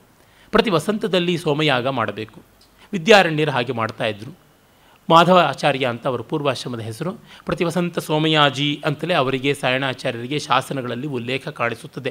ತ್ರಿಕಾಂಡ ಮಂಡನ ಅಂತ ಅಂದರೆ ಪೂರ್ವೋತ್ತರ ಮೀಮಾಂಸೆಗಳನ್ನು ಮತ್ತು ಎರಡರ ನಡುವೆ ಬರ್ತಕ್ಕಂಥ ಈ ಘಟಕ ಶ್ರುತಿ ಅಂತ ಹೆಸರಾಗಿರುವಂತಹ ಸಂಕರ್ಷಣ ಕಾಂಡವನ್ನು, ಜೈಮಿನಿ ಕಾಂಡ, ಸಂಕರ್ಷಣ ಕಾಂಡ, ಬಾದರಾಯಣ ಕಾಂಡ. ಜೈಮಿನಿ ಕಾಂಡ ಕರ್ಮ ಪ್ರಧಾನವಾದದ್ದು, ಸಂಕರ್ಷಣ ಕಾಂಡ ಭಕ್ತಿ ಪ್ರಧಾನವಾದದ್ದು ಮತ್ತು ಬಾದರಾಯಣ ಕಾಂಡ ಜ್ಞಾನ ಪ್ರಧಾನವಾದದ್ದು. ಭಕ್ತಿ ಜ್ಞಾನ ಕರ್ಮಗಳು ಮೂರನ್ನೂ ಉಪಾಸನೆ ಮಾಡಬೇಕು, ಅವುಗಳಲ್ಲಿ ಸ್ವಾಧೀನ ಕುಶಲರಾಗಿರಬೇಕು ಅಂತ. ಆಮೇಲೆ ಹೇಳ್ತಾನೆ, ಆಂಧ್ರರ ರಾಜಸ ಒಳ್ಳೆಯದೇನೆ, ಆಂಧ್ರ ಬ್ರಾಹ್ಮಣರದು. ಆಶ್ರಯಿತವ್ಯೋ ನರಪತಿ ಆರ್ಜಯಿತವ್ಯಾನಿ ಭೂರಿ ವಿತ್ತಾನಿ ಆರಬ್ಧವ್ಯಂ ವಿತರಣಂ ಆನೇತವ್ಯಂ ಯಶೋ ದಶಸ್ವಪಿ ದಿಶಾಸು. ರಾಜರುಗಳನ್ನು ಆಶ್ರಯಿಸಬೇಕು, ದುಡ್ಡನ್ನು ಸಂಪಾದಿಸಬೇಕು ಮತ್ತು ಎಲ್ರಿಗೂ ಅದನ್ನು ಹಂಚಬೇಕು, ಕೀರ್ತಿಯನ್ನು 10 ದಿಕ್ಕಲ್ಲೂ ಚೆಲ್ಲಾಪಿಲ್ಲಿ ಮಾಡಬೇಕು. ಇದು ಶ್ರೀನಾಥ ಇದ್ದ, ಜಗನ್ನಾಥ ಇದ್ದ. ಈ ಥರ ವಾಚಾಂ ಆಚಾರ್ಯತಾಯಾಂ ವಾಚಾಂ ಆಚಾರ್ಯತಾಯ ಪದಂ ಅನುಭವಿತು ಕೋಸ್ತಿ ಧನ್ಯೋ ಮದನ್ಯ ಅಂತನಲ್ಲ, ಆ ಥರ ಇರಬೇಕು ಅಂತ. ಶ್ರೀನಾಥನು ಹಾಗಾಗಿ ದೀನಾರ ಟಂಕಾಲ ತೀರ್ಥ ಮಾಡಿಂಚಿತಿ ದೇವರಾಯುಕ್ಷಿತೀಶು ಕಲ್ವುಲೋನ ಅಂತಾನೆ. ಬಂಗಾರದ ನಾಣ್ಯಗಳ ಸಾಗರದಲ್ಲಿ ಈಜಾಡಿಬಿಟ್ಟೆ ನಾನು ಅಂತ ಕನಕಾಭಿಷೇಕ ಮಾಡಿಸಿಕೊಂಡು ಅಂತ. ಹೀಗೆ ವಿದ್ಯಾ ವೈಭವದಿಂದ ಒಂದು ಜಿಗೀಷೆ, ಗೆಲ್ಲಬೇಕು ಅನ್ನುವ ಇಚ್ಛೆಯಿಂದ ಹೋಗಬೇಕು, ಎಲ್ಲ ಕಡೆಗೂ ಸುತ್ತಾಡಬೇಕು, ಇದು ಉಂಟು. ತಿರುಪತಿ ವೆಂಕಟ ಕವಿಗಳು 19ನೇ ಶತಮಾನದಿಂದ 20ನೇ ಶತಮಾನದಲ್ಲಿದ್ದಂಥ ಆಂಧ್ರದ ಮಹಾವಧಾನಿಗಳು ಅಟುಗದ್ವಾಲಿಟು ಚೆನ್ನಪಟ್ಟಣಮುನನ್ ಮೇಮೇವ ಧಾನುಲ್ ಕದಾ ಅಂತಂತಾರೆ. ಆ ಗದ್ವಾಲಿಂದ ಈ ತಮಿಳುನಾಡಿನ ಚನ್ನಪಟ್ಟಣ ಅಂದರೆ ಚೆನ್ನಪುರಿ, ಹೊತ್ತಿನ ಚೆನ್ನೈ, ಮದ್ರಾಸ್ ಅಲ್ಲಿವರೆಗೂ ನಾವೇ ಕವಿಗಳು, ಇನ್ಯಾರಿದ್ದಾರೆ ಅಂತ ಹೇಳಿಬಿಟ್ಟು ಎಲ್ಲ ಕಡೆಯಲ್ಲೂ ಓಡಾಡಿಕೊಂಡು ಬಂದರು. ಇದು ಬೇಕು. ಹಾಗಲ್ಲದೆ ಸುಮ್ಮನೆ ಒಂದು ಕಡೆ ಕೂತು ಕೂಪಮಂಡೂಕ ಆಗಬಾರದು ಅನ್ನುವಂಥದ್ದು. ಆಮೇಲೆ ಅವನು ಹೇಳ್ತಾನೆ, ಆದರೂ ಆಂಧ್ರದಲ್ಲಿ ಬೇಕಾದಷ್ಟು ಸಾಬ್ರ ಸೇರ್ಕೊಂಡು ಬಿಟ್ಟಿದ್ದಾರೆ. ಅವನಾವನೀತ ಪವನಾಶ್ವ ಶೋಭಿನೋ ಭವನಾಗಶಾಯಿ ಭವನಾವಮರ್ದಿನಃ ಸವನಾದಿ ಧರ್ಮ ಲವನಾಯ ದೀಕ್ಷಿತಾ ಯವನಶ್ಚರಂತಿ ಭುವನಾತಿ ಭೀಷಣಾ ಅಂತ ಮಂಜುಭಾಷಿಣಿ ಎನ್ನುವ ಛಂದಸ್ಸು.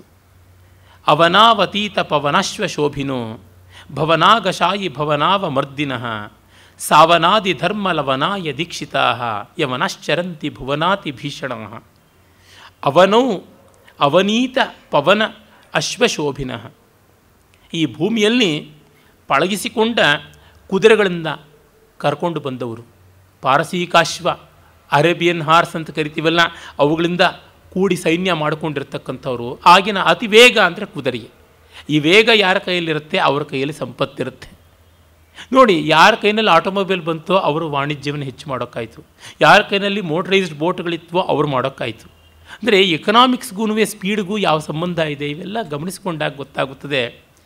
ಇನ್ನು ನಾಗಶಾಯಿ ಭವನ ಅವಮರ್ದಿನ, ಶೇಷಶಾಹಿಯಾದ ಮಹಾವಿಷ್ಣು ಮೊದಲಾದವರ ದೇವಸ್ಥಾನಗಳನ್ನು ನಾಶನ ಮಾಡ್ತಕ್ಕಂಥವರು, ಸವನಾದಿ ಧರ್ಮ ಲವನಾಯ ದೀಕ್ಷಿತ, ಯಜ್ಞ ಯಾಗಾದಿಗಳನ್ನು ಧ್ವಂಸ ಮಾಡೋಕ್ಕೆ ದೀಕ್ಷಿತರಾದವರು, ಈ ಭುವನಾತಿ ಭೀಷಣರು, ಜಗದ್ಭೀಷಣರಾದಂಥ ಮುಸಲ್ಮಾನರು ಇಲ್ಲಿ ಓಡಾಡ್ತಾರೆ ಅಂತ. ಗೋಲ್ಕೊಂಡ, ಹೈದರಾಬಾದ್ ಅಲ್ಲೆಲ್ಲ ಅವರೇ ತಾನೇ ಇದ್ದದ್ದು. ಹೀಗಾಗಿ ಆಂಧ್ರ ಅದರಿಂದಾಗಿ ಅಪವಿತ್ರ ಅಂತ. ಆದರೆ ನೋಡಿ, ಇಲ್ಲಿ ವೆಂಕಟಾದ್ರಿ ಇಷ್ಟು ವಿಶೇಷವಾಗಿ ತೋರ್ಪಡಿಸ್ಕೊಳ್ತಾನೆ ತನ್ನ ಒಂದು ನಿಷ್ಪಾಕ್ಷಿಕತೆಯನ್ನು ಅಂತಂದರೆ, ಎರಡು ಸಂದರ್ಭದಲ್ಲಂತೂ ತುಂಬ ವಿಶೇಷ ಅನಿಸುತ್ತೆ. ನಮ್ಮ ಸೆಕ್ಯುಲರ್ ಚಾಂಪಿಯನ್ಸ್ ಇದನ್ನು ನೋಡಿಬಿಟ್ರೆ ವೆಂಕಟಾದ್ವರಿಗೆ ಒಂದು ವಿಗ್ರಹ ಮಾಡಿಬಿಟ್ಟು ಪೂಜೆ ಶುರು ಮಾಡಿಬಿಡ್ತಾರ ಅಂತ ಅನಿಸುತ್ತೆ. ಇನ್ನು ಮುಸಲ್ಮಾನರನ್ನು ಮೆಚ್ಚಿಕೊಳ್ತಾನೆ, ಅದು ಅಲ್ಪ ಸ್ವಲ್ಪದ ಗುಣವಲ್ಲ. ಯಾಕೆಂದರೆ ಇಷ್ಟು ಮಡಿವಂತ ಕರ್ಮಠ ಬ್ರಾಹ್ಮಣ ತನ್ನ ಮತಕ್ಕೆ ಸ್ವಲ್ಪ ಆಚೆ ಬರತಕ್ಕಂಥ ಮಾಧ್ವರನ್ನು ಒಪ್ಪೋದಿಲ್ಲ. ಅಷ್ಟೇ ಯಾಕೆ, ತನ್ನ ಮತದವರೇ ಆದ ಮತ್ತೊಂದು ಶಾಖೆ ತೆಂಗಲಿಯವರನ್ನು ಒಪ್ಪಲ್ಲ. ಅದರ ಆಚೆಗಿರ್ತಕ್ಕಂಥ ಸ್ಮಾರ್ತರನ್ನು ಒಪ್ಪಲ್ಲ, ಅದರ ಆಚೆಗಿರ್ತಕ್ಕಂಥ ಶೈವರನ್ನು ಒಪ್ಪಲ್ಲ. ಹೀಗಿರುವಾಗ ಅವನು ಮುಸಲ್ಮಾನರಲ್ಲಿ ಗುಣವನ್ನು ಕಾಣ್ತಾನೆ ನೋಡಿ. ತುರುಷ್ಕ ಯವನೇಶು ಅನನ್ಯ ಸಾಧಾರಣ ವಿಕ್ರಮಂ ಗುಣಮಮಂ ಗೃಹಾಣ. ಮುಸ್ಲಿಮರಲ್ಲಿರ್ತಕ್ಕಂಥ ಪರಾಕ್ರಮ ಅನ್ನುವ ಗುಣವನ್ನು ನೀನು ಮೆಚ್ಚಿಕೋ. ಯುದ್ಧಾಯ ಪ್ರಮಿಲಂತು ಹಂತ ಪಟವೋ ಯೋಧ ಸಹಸ್ರಾಧಿಕಾ ಯದ್ಯೇಕೋಪಿ ಬಲಾತ್ ತುರುಷ್ಕ ಯವನೇಶ್ವಾರೂಢ ಘೋಟೋ ಭಟಃ ನಿಸ್ತ್ರಿಂಶಂ ಪರಿಕಂಪಯನ್ ಸ್ವಕಟಕಾನ್ ನಿಷ್ಕ್ರಾಮತಿ ಕ್ರೋಧತಃ ಸರ್ವೇತೆ ಕೃಪಣಾಸ್ತೃಣಾನ್ಯಶರಣಾ ಖಾದಂತಿ ಸೀದಂತಿ ಚ.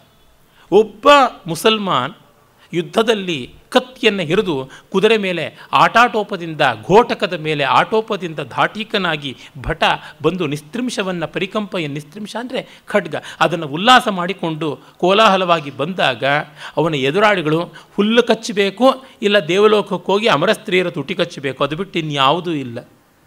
ಆ ಮಟ್ಟಕ್ಕೆ ಅವರು ಹೋರಾಡ್ತಾರೆ, ಪ್ರಾಣವನ್ನು ತೃಣವಾಗಿ ನೋಡಿಕೊಂಡು ಯುದ್ಧ ಮಾಡ್ತಾರೆ ಅಂತ.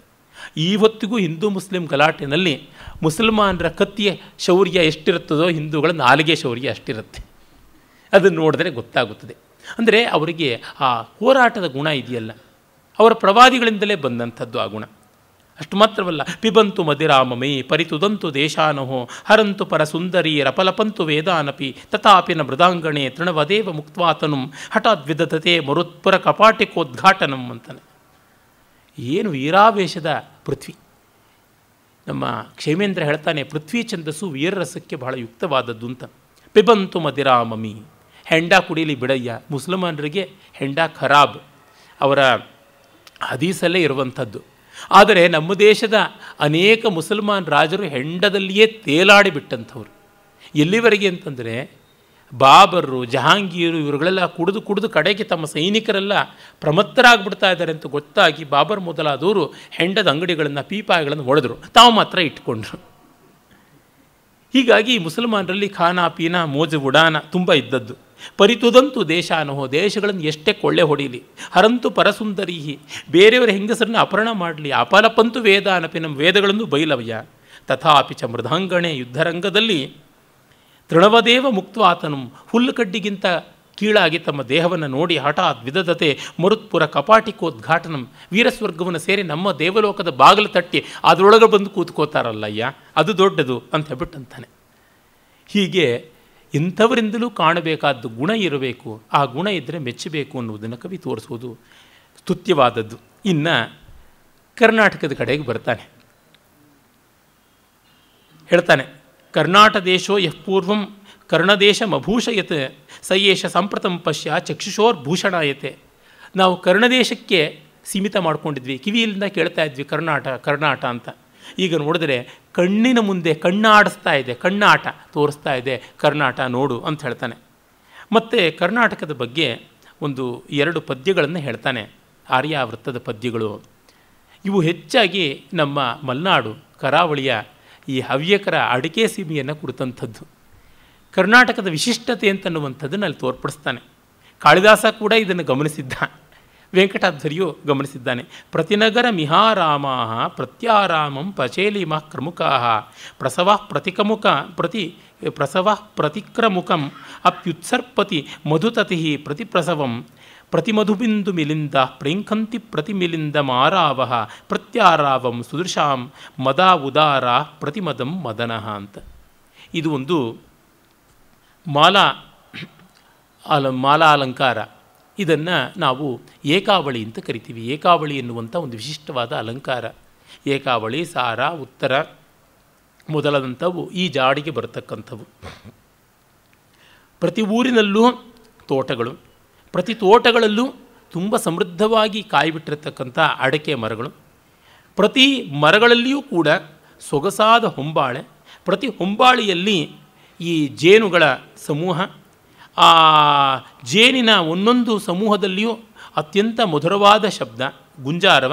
ಆ ಪ್ರತಿಯೊಂದು ಗುಂಜಾರವದಿಂದಲೂ ಮತ್ತವಾಗುವ ಮನಸ್ಸಿನ ಜನ. ಇದು ಕರ್ನಾಟಕದ ಸೊಗಸು ಅಂತ ಹೇಳ್ಬಿಟ್ಟಂತಾನೆ.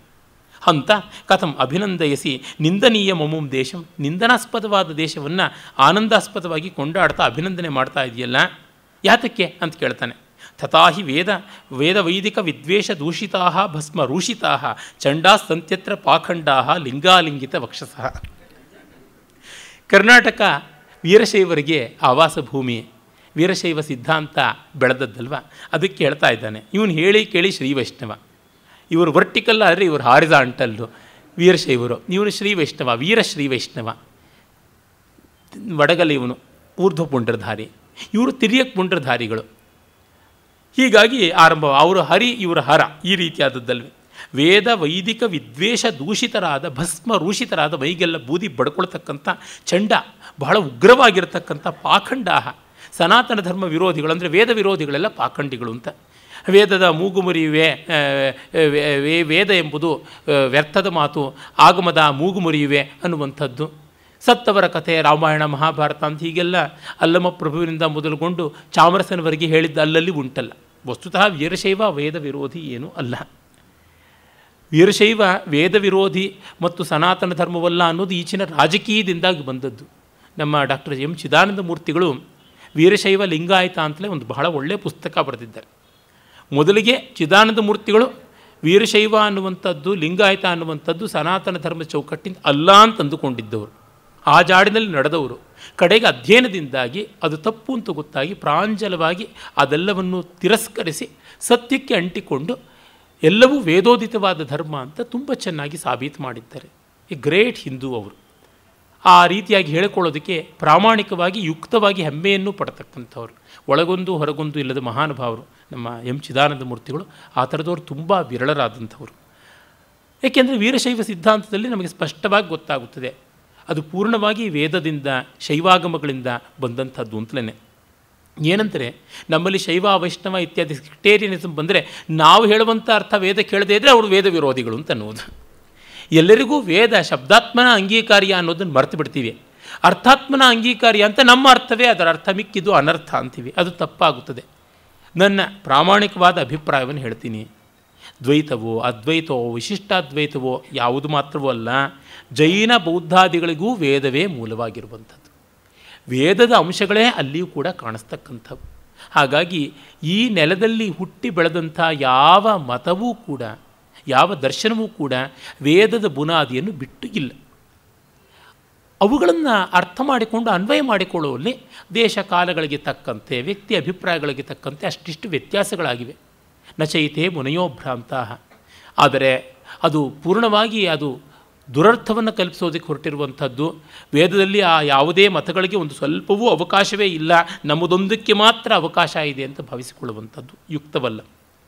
ಇರಲಿ, ಲಿಂಗಾಲಿಂಗಿತ ವಕ್ಷಸಃ, ಇಷ್ಟಲಿಂಗವನ್ನು ಕಟ್ಕೊಂಡು ಬಿಟ್ಟಿರ್ತಾರಲ್ಲ ಅದನ್ನು ಹೇಳ್ತಾನೆ. ಈ ಒಂದು ವಿಶ್ವಗುಣಾದರ್ಶವನ್ನು ಟೆಕ್ಸ್ಟಾಗಿ ಇಡೋದಕ್ಕಿರುವ ಕಷ್ಟ ನೋಡಿ ಇದೆ. ಇಂಥವನ್ನೆಲ್ಲ ಇಟ್ಟರೆ ಬಿಟ್ಟಾರ ನಮ್ಮಲ್ಲಿ ಕೋಲಾಹಲ ಆರಂಭವಾಗಿಬಿಡುತ್ತದೆ. ಒಮ್ಮೆ PS ರಾಮಾನುಜಂ ಅವ್ರನ್ನ ನಾನು ಕೇಳಿದ್ದೆ, ನೀವು ಒಳ್ಳೆ ವಿದ್ವಾಂಸರು, ವಿಶ್ವಗುಣಾದರ್ಶವನ್ನು ಅನುವಾದ ಮಾಡಿ ಅಂತ.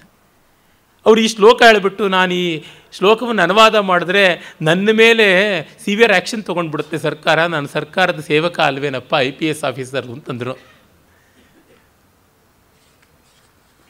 ಆಮೇಲೆ ಹೇಳ್ತಾನೆ, ಶಿರಃಪುರಾರೇ ದ್ವಿಜರಾಜಪಾದ ದಿವ್ಯಾಮೃತೈ ಸಿಕ್ತ ಮಿತೀರ್ಷೆಯೇವ ಶೂದ್ರ ಇಮೆ ಲಿಂಗಧರ ಸ್ವಯಂ ತತ್ ಸ್ವಪಾದ ತೋಯೈ ಸ್ತಪಯಂತಿ ಕಷ್ಟಂ. ತಮ್ಮ ಇಷ್ಟದೇವತೆಯಾದ ಮಹಾದೇವನ ತಲೆ ಮೇಲೆ ದ್ವಿಜರಾಜನ ಪಾದಾಮೃತ ಉಂಟು ಅಂತ. ದ್ವಿಜರಾಜ ಅಂದರೆ ಚಂದ್ರ, ಚಂದ್ರನ ಪಾದ ಅಂದರೆ ಕಿರಣ, ಅದರ ಅಮೃತ ಅಂತಂದರೆ ಕಾಂತಿ, ಅದು ಸುರಿತಾ ಇದೆ ಅನ್ನೋ ಹೊಟ್ಟೆ ಕಿಚ್ಚಿಗೋಸ್ಕರವಾಗಿ ಈ ಶೂದ್ರರು ತಾವು ಶಿವನ ಮೇಲೆ ತಮ್ಮ ಪಾದದ ನೀರನ್ನು ಸುರಿತಾ ಇದ್ದಾರೆ ಅಂತ. ನನಗೆ ಗೊತ್ತಿಲ್ಲ ಎಷ್ಟರ ಮಟ್ಟಿಗೆ ಈ ವಾದ ಸರಿಯಾಗಿದೆ ಅಂತ. ವೀರಶೈವರಲ್ಲಿ ಇದ್ದಿರಬಹುದಾದ ಅಥವಾ ಇದೆಯೋ ಏನೋ ಗೊತ್ತಿಲ್ಲ, ಗುರು ಪಾದೋದಕವನ್ನು, ಜಂಗಮ ಪಾದೋದಕವನ್ನು ಇಷ್ಟಲಿಂಗಕ್ಕೆ ಅಭಿಷೇಕ ಮಾಡಬೇಕು ಅಂತ. ಹಾಗಾಗಿ ತಮ್ಮ ಪಾದದ ನೀರನ್ನೇ ತಮ್ಮ ಈಶ್ವರನ ಮೇಲೆ ಹಾಕ್ಕೋತಿದ್ದಾರೆ, ಶಿವನ ಮೇಲೆ. ಯಾತಕ್ಕೆಂದರೆ ಶಿವನ ತಲೆ ಮೇಲೆ ದ್ವಿಜರಾಜ ಪಾದ ಉದಕ ಇದೆಯಲ್ಲ ಅಂತ. ಅಂದರೆ ಅವನು ಚಂದ್ರಕಲಾಧರ ಅನ್ನುವ ಶ್ಲೇಷ. ಹಾಗಾಗಿ ಇಂಥವ್ರು ಇವರು ದೇವರನ್ನೂ ಬಿಡೋದಿಲ್ಲ, ಜಾತಿವಾದದಿಂದಾಗಿ ದೇವರ ಮೇಲೆ ತಮ್ಮ ಪಾದದ ನೀರನ್ನು ಎರಚೋದಕ್ಕೂ ಹೇಸುವಂಥವರಲ್ಲ ಅನ್ನುವಂಥ ಮಾತನ್ನು ಹೇಳ್ತಾನೆ. ಆಗ ಹೇಳ್ತಾನೆ, ಹೀಗೆಲ್ಲ ಮಾತಾಡಬೇಡ, ಗೊತ್ತಿಲ್ಲದೆ ಇರೋ ವಿಷಯಗಳನ್ನೆಲ್ಲ ಹೇಳಬೇಡ, ಸಖೇ ಮೈವಂ ಸಂಗದಿಷ್ಠ ಅಂತ ಹೇಳ್ಬಿಟ್ಟು ಅಂತಾನೆ. ಆಮೇಲೆ ಪಾಪ ಇವನಿಗೆ ಅದು ಉತ್ತರ ಕೊಡೋಕ್ಕೆ ಗೊತ್ತಾಗೋದಿಲ್ಲ. ಪ್ರಾಯಶಃ ವೆಂಕಟಾಧ್ವರಿಗೂ ಅವನಿಗಷ್ಟು ಗೊತ್ತಿಲ್ವೋ ಏನೋ. ಹಾಗಾಗಿ ಡಿವಿಯೇಟ್ ಮಾಡಿಬಿಟ್ಟು ಇದೆಲ್ಲ ಬಿಟ್ಬಿಡು, ಮೇಲುಕೋಟೆ ಇದೆಯಲ್ಲ ಅಂತಾನೆ. ಅವನಿಗೆ ಇಷ್ಟವಾಗಿರೋದು ಬಂದೇ ಬಿಡ್ತು. ಯದುಗಿರಿ ರಯಮಂಧೆ ಯದುಗಿರಿ ರಯಮಿಂಧೆ ಯತ್ರ ನಾರಾಯಣಾತ್ಮ ವಿಲಸತಿ ಕಿಲ ಹರ್ಷಂ ನೀಲಮೇಘ ಪ್ರವರ್ಷನ್ ಅಂತ ಯದುಗಿರಿಯ ಮೇಲೆ ನೀಲಮೇಘಾಕೃತಿಯಾಗಿ ಪರಮಾತ್ಮ ಇದ್ದಾನೆ ನೋಡು ಅಂತ ಹೇಳಿಬಿಟ್ಟು ಯದುಗಿರಿಯನ್ನು ಕೊಂಡಾಡ್ತಾನೆ. ಆಮೇಲೆ ಹೇಳ್ತಾನೆ, ಈ ಒಂದು ಬೆಟ್ಟದಲ್ಲಿ ಶ್ವೇತಮೃತ್ತಿಕೆ ಸಿಗುತ್ತದೆ, ತಿರುಮಣ್ಣಂತ ಕರೀತಾರಲ್ಲ, ಶ್ರೀವೈಷ್ಣವರ ಬಿಳಿಯ ನಾಮಕ್ಕೆ ಬೇಕಾಗಿರುವಂಥದ್ದು. ಇಲ್ಲಿ ಒಂದು ಗಮನಿಸಬೇಕು, ಶ್ರೀವೈಷ್ಣವರಿಗೆ ಅತ್ಯಂತ ವಿರುದ್ಧ ದಿಕ್ಕಿನಲ್ಲಿರ್ತಕ್ಕಂಥ ವೀರಶೈವರು ಭಸ್ಮ ಅಂತ ಹಚ್ಚುವುದು ಬೂದಿಯನ್ನಲ್ಲ, ಅವರು ಒಂದು ರೀತಿಯಾದ ಬಿಳಿಯ ಜೇಡಿಯ ಮಣ್ಣನ್ನೇ, ಅದು ತಿರುಮಣ್ಣೆ. ಇವರು ವರ್ಟಿಕಲ್ಲು, ಅವರು ಹಾರಿಸಾಂಟಲ್ಲು, ಅಷ್ಟೇ ವ್ಯತ್ಯಾಸ. ವಸ್ತುತಃ ನೇರವಾದ ಬೂದಿಯನ್ನೇ ಬಳಕೊಳ್ತಕ್ಕಂಥವರು, ಎಲ್ಲ ಯಜ್ಞ ಮಾಡ್ತಕ್ಕಂಥವ್ರು. ಯಜ್ಞದ ಪ್ರಸಾದ ರಕ್ಷಾಂಧಾರಯಾಮಿ ಮೇಧಾವಿ ಭೂಯಾಸಂ ತೇಜಸ್ವಿ ಭೂಯಾಸಂ ವರ್ಚಸ್ವಿ ಭೂಯಾಸಂ ಅಂತ ಎಲ್ಲರೂ. ಅದು ಹಾಗೇ ಉಳ್ಕೊಂಡಿರ್ತಕ್ಕಂಥದ್ದು, ಎಲ್ಲ ತಿರ್ಯಕ್ ಪುಂಡ್ರವಾಗಿ ಉಳ್ಕೊಂಡಿರುವಂಥದ್ದು ಈ ಹೊತ್ತಿನ ಸ್ಮಾರ್ತರು ನೂರಲ್ಲಿ. ನಮ್ಮ ಯಾವುದೇ ಪ್ರಾಚೀನ ಸೂತ್ರಗಳಲ್ಲಿ ಸ್ಮೃತಿಗಳಲ್ಲಿ ಹಣೆ ಮೇಲೆ ಏನು ಇಟ್ಕೊಳ್ಬೇಕು, ಯಾವ ಶೇಪಲ್ಲಿ ಇಟ್ಕೊಳ್ಬೇಕು ಅಂತ ಏನೂ ಬಂದಿಲ್ಲ. ಎಲ್ಲರೂ ರಕ್ಷೆಯನ್ನು ಇಟ್ಕೊಳ್ಬೇಕು ಅಂತ ಇದೆ. ರಕ್ಷೆಯನ್ನು ಅವರಿಗೆ ತೋಚಿದಂತೆ ಇಟ್ಕೊಂಡ್ರು. ಮತ್ತು ಊರ್ಧ್ವ ತಿರ್ಯಕ್ ಎಲ್ಲ ಪುಂಡ್ರಗಳಲ್ಲೂ ಅದೇ ಆದಂಥ ಸ್ವಾರಸ್ಯ ಅರ್ಥಗಳು ಉಂಟು. ಅವುಗಳಿಗೆ ಯಾವುದಕ್ಕೂ ದೋಷ ಏನೂ ಇಲ್ಲ. ಈ ಬಗ್ಗೆ ಹಿಂದೆಯೇ ಹೇಳಿಯೂ ಇದ್ದೀನಿ, ಇರಲಿ. ಧನ್ಯಾನಿತ್ಯಂ ಧಾರಯಂತೋ ಲಲಾಟೆ ಮಾಲೀಮಸ್ಯಂ ಮಾನಸಂ ನಿರ್ಮೃಜಂತಿ ಅಂತ. ಮಲೀಮಸ ಅನ್ನುವುದರ ತದ್ಧಿತ ರೂಪ ಮಾಲೀಮಸ್ಯ ಅಂತ ಮಾಡ್ತಾನೆ ಇವನು. ತುಂಬ ವಿಶೇಷವಾಗಿ ಇಷ್ಟೆಲ್ಲ ತದ್ಧಿತಗಳನ್ನು ಮಾಡ್ತಾನೆ. ಪ್ರೀಧತ್ತಿದ್ದಾಹ ದಾಕ್ಷಿಣಾತ್ಯಾಹ ಅಂತ ಪತಂಜಲಿಗಳು ಮಹಾಭಾಷ್ಯದಲ್ಲಿ ಹೇಳ್ತಾರೆ. ದಾಕ್ಷಿಣಾತ್ಯರಿಗೆ ತದ್ಧಿತ ಶಬ್ದ ಪ್ರಯೋಗ ಮಾಡುವುದು ಇಷ್ಟ ಅಂತ ಹೇಳ್ಬಿಟ್ಟಿದ್ವಿ. ಅವನು ಕೌರ್ಮ್ಯ, ಮೈನ್ಯ, ಗೌಣ್ಯ, ಕೈಟ್ಯ ಅಂತ ಈ ರೀತಿಯ ಕೈಟ ಅಂತ ಹೀಗೆಲ್ಲ ಸ್ವರೂಪಗಳನ್ನು ದಶಾವತಾರಗಳಿಗೂ ಹೇಳ್ತಾನೆ. ಇರಲಿ, ಈ ಒಂದು ಮೇಲುಕೋಟೆಯಲ್ಲಿ ತಿರುಮಣ್ಣು ಸಿಗುತ್ತದೆ. ಅದನ್ನು ಇಟ್ಟುಕೊಂಡು ಅಂತರಂಗದ ಮಾಲಿನ್ಯವನ್ನು, ಕಪ್ಪುತನವನ್ನು ಹೋಗಲಾಡಿಸಿಕೊಳ್ತಾರೆ. ಭೂಭೃತ್ಯಸ್ಮಿನ್ ಪಕ್ಷಿರಾಜೇನ ಪೂರ್ವಂ ಶ್ವೇತದ್ವೀಪ ದಾಹೃತಾಂ ಶ್ವೇತಮೃತ್ಸ್ನಾಂ ಧನ್ಯ ನಿತ್ಯಂ ಧಾರಯಂತೋ ಲಲಾಟೆ ಮಾಲೀಮಸ್ಯಂ ಮಾನಸಂ ನಿರ್ಮೃಜಂತಿ. ಹಿಂದೆ ಗರುಡ ಶ್ವೇತದ್ವೀಪದಿಂದ ತಂದ ಮೃತ್ತಿಕೆ, ಮಹಾವಿಷ್ಣುವಿನ ಒಂದು ದಿವ್ಯ ಲೋಕ ಶ್ವೇತದ್ವೀಪ ಅಂತ. ಅಲ್ಲಿ ಬೆಳ್ಳಗೆ ಇರ್ತಾರಂತೆ ಮಹಾವಿಷ್ಣು. ಅಲ್ಲಿ ಮಣ್ಣು ಬಿಳಿ, ಆ ಮಣ್ಣನ್ನು ಇಲ್ಲಿ ತಂದು ಇಟ್ಟಿದ್ದಾನೆ, ಅದನ್ನು ಹಣೆಗೆ ಬಳಸ್ಕೊಳ್ತಾರೆ ಅಂತ. ಹಾಗಂದ ಮೇಲೆ ಅತ್ತ ಕಡೆಗೆ ಉಡುಪಿ ಕಾಣಿಸುತ್ತದೆ. ರಜತಪೀಠ ಪುರಂ ನನು ಕಂಚನ ಶ್ರಿಯದಿಮಿದಂ ವಹತೆ ಮಹದದ್ಭುತಂ ಯಹ ವಸನ್ ಶುಭರೀತಿ ವಹೋ ಬುಧಃ ಪರಮಯೋಗತ ಏವ ವಿರಾಜತೆ ಅಂತ ಈ ರಜತಪೀಠಪುರ. ವಸ್ತುತಃ ಅದನ್ನು ಉಡುಪಿ ಅನ್ನೋದನ್ನು ಸಂಸ್ಕೃತದಲ್ಲಿ ರಜತಪೀಠಪುರ ಅಂತ ಕರೀತಾರೆ. ಅದು ಶಿವಳ್ಳಿ ಗ್ರಾಮ, ಶಿವಬೆಳ್ಳಿ ಅಂತ ಹಾಗೆ ಅಂತ. ಆದರೆ ಬನ್ನಂಜೆ ಗೋವಿಂದಾಚಾರ್ಯರು ಹೇಳ್ತಾರೆ ಅದು ಒಡಿಪ್ಪು ಅನ್ನುವಂಥ ಒಂದು ತುಳು ಶಬ್ದದಿಂದ ಬಂದಿದ್ದು ಅಂತ ಇರಬಹುದೇನು.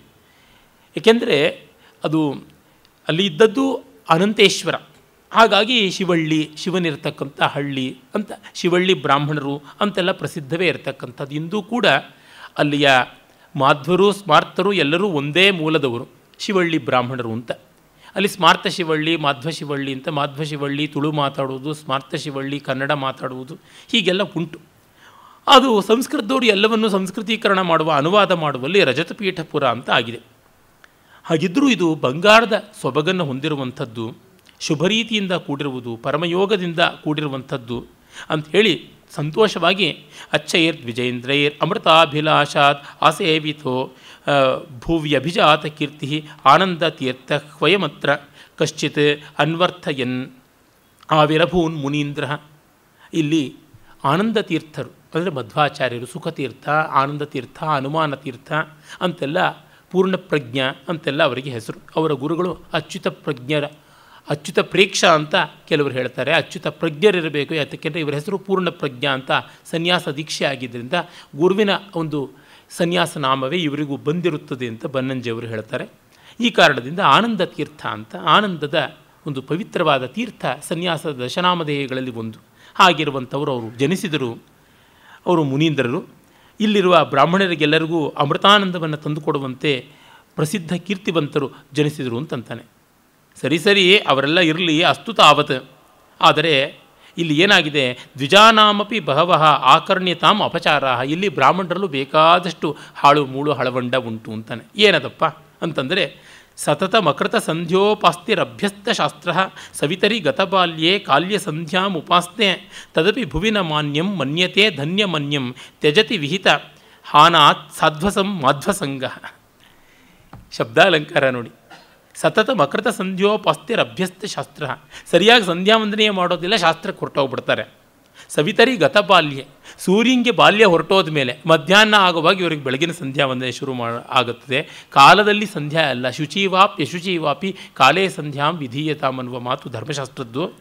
ಹಾಗಿದ್ದರೂ ಕೂಡ ಭುವಿ ಮಾನ್ಯಂ ಮನ್ಯತೆ ಧನ್ಯಂ ಮನ್ಯತೆ, ತಾನು ಭುವಿನಲ್ಲಿ ಎಲ್ಲರಿಗಿಂತ ಶ್ರೇಷ್ಠ ಅಂತ ಸಾಧ್ವಸಂ ಅಂತಂದರೆ ಪಾರಲೌಕಿಕವಾದ ಭಯವನ್ನು ಬಿಟ್ಟು ಮಾಧ್ವಸಂಗ ಕೋಲಾಹಲ ಮಾಡ್ತಾ ಇದೆಯಲ್ಲ ಅಂತ. ಅದು ಆ ಕಾಲದಲ್ಲಿ ಇತ್ತೋ ಏನೋ ಗೊತ್ತಿಲ್ಲ, ಈ ಕಾಲದಲ್ಲೂ ಎಷ್ಟೋ ಇದ್ದಿರಬಹುದು. ಒಟ್ಟಿನಲ್ಲಿ ಇವನು ಕಾಲದಲ್ಲಿ ಸಂಧ್ಯಾ ವಂದನೆ ಮಾಡ್ತಾ ಇಲ್ಲ ಅಂತ ಹೇಳ್ತಾನೆ. ಆಮೇಲೆ ಇನ್ನೂ ಒಂದು ಮಾತು, ಗಾಯತ್ರೀಂ ಸಹಸಾ ಜಹದ್ ಭಗವತೀಂ ಯಜ್ಞೋಪವೀತಂ ತ್ಯಜನ್ ಮುಂಚನ್ ಕಿಂಚ ಶಿಖಾಂ ವಿರಕ್ತ ಇವ ಯಃ ಸಂಪ್ರಾಪ್ತ ತುರ್ಯಾಶ್ರಮಃ ಆರೂಢಶ್ಚತುರಂತಯಾನಂ ಅಭಯಃ ಹಂತ ದೇಶಾಂತರೇಷು ಅರ್ಥಾನಾಂ ಉಪಸಂಗ್ರಹಾಯ ವಿಚರತ್ಯೇಷೋಪ್ಯಮೀಷಾಂ ಗುರು. ಇನ್ನು ಇವರ ಗುರು ಆದರೂ ಎಂಥವನು, ಗಾಯತ್ರಿಯನ್ನು ಬಿಟ್ಟು ಜುಟ್ಟು ಜನಿವಾರ ಬಿಟ್ಟು ವಿರಕ್ತ ಅಂತ ಅನ್ನಿಸಿಕೊಂಡು ಪಲ್ಲಕ್ಕಿ ಒಳಗೆ ಊರೆಲ್ಲ ಸುತ್ತಾಡಿಕೊಂಡು ದೇಶಗಳಲ್ಲಿ ದುಡ್ಡು ಸಂಪಾದಿಸ್ತಾನಲ್ಲ, ಇಂಥವನು ಇವರ ಗುರು ಅಂತ. ಮಾಧ್ವರಲ್ಲಿ ಸ್ಮಾರ್ತರಲ್ಲಿ ಶಿಖಾ ಯಜ್ಞೋಪವೀತ ತ್ಯಾಗ ಪುರಸ್ಸರವಾಗಿ ಸನ್ಯಾಸ ಉಂಟು. ಅವನು ಸದ್ಯಕ್ಕೆ ಮಾಧ್ವರ ಸಿಕ್ಕಾಕ್ಕೊಂಡಿದ್ದಾರೆ, ಕೊನೆಯಲ್ಲಿ ಬರ್ತಾನೆ ಸ್ಮಾರ್ತರಿಗೂ ಕೂಡ, ಎಲ್ರಿಗೂ ಬತ್ತಿ ಇಟ್ಟಿದ್ದಾನೆ. ಅವರು ರಾಮಾನುಜಾಚಾರ್ಯರು ಅವನ ಶಾಖೆ ವೇದಾಂತ ದೇಶಿಕರನ್ನು ಬಿಡೋದಿಲ್ಲ. ಅಂದರೆ ಅವನು ಆಚಾರಗಳನ್ನು ಗಮನಿಸಿಕೊಂಡು ಗೇಲಿ ಮಾಡುವ ಮಾತುಗಳು ತುಂಬ ಸೊಗಸಾಗಿರ್ತಕ್ಕಂಥದ್ದು. ಮಧ್ವ ಸನ್ಯಾಸಿಗಳಲ್ಲಿ ವಿಶೇಷವಾಗಿ ಉಡುಪಿಯಲ್ಲಿ ಆ ಹೊತ್ತಿಗಾಗಲೇ ವಾದಿರಾಜರು ಬಂದು ಹೋಗಿದ್ದರು. ಅವರು 2 ವರ್ಷಗಳ ಪರ್ಯಾಯ ವ್ಯವಸ್ಥೆ ಮಾಡಿದರು. ಮಿಕ್ಕ 14 ವರ್ಷ ಏನು ಮಾಡಬೇಕು ಪಾಪ ಯತಿಗಳು, ಊರೆಲ್ಲ ಸಂಚಾರ ಮಾಡಬೇಕು. ಹಾಗಾಗಿ ಸಂಚಾರ ಮಾಡೋದು ಇವನು ಗಮನಿಸಿದ್ದಾನೆ. ಆಗಾಗ ದೂರದಲ್ಲೆಲ್ಲ ನಡೆಯೋದಕ್ಕಾಗುತ್ತದೆ, ಆ ಪಲ್ಲಕ್ಕಿನಲ್ಲಿ ಹೋಗುವಂಥದ್ದು. ಜೊತೆಗೆ ಅವನು ಉತ್ತರಾದಿ ಮಠದ ಸ್ವಾಮಿಗಳನ್ನು ಗಮನಿಸಿದ್ದಿರಬೇಕು. ಅವರು ವ್ಯಾಪಕವಾಗಿ ಸಂಚಾರ ಮಾಡ್ತಾಯಿದ್ರು, ಬಹಳ ಶಿಷ್ಯ ಬಾಹುಲ್ಯ ಉಂಟು ಉತ್ತರಾದಿ ಮಠದ ಸ್ವಾಮಿಗಳಿಗೆ. ಹಾಗಾಗಿ ಅವರನ್ನು ಗಮನಿಸಿಕೊಂಡು ಹೇಳ್ತಾ ಇದ್ದಾನೆ, ಸನ್ಯಾಸಿ ಆದವನು ಜ್ಞಾನಾರೂಢನ ಆಗಬಾರ್ದು ಅಂತ.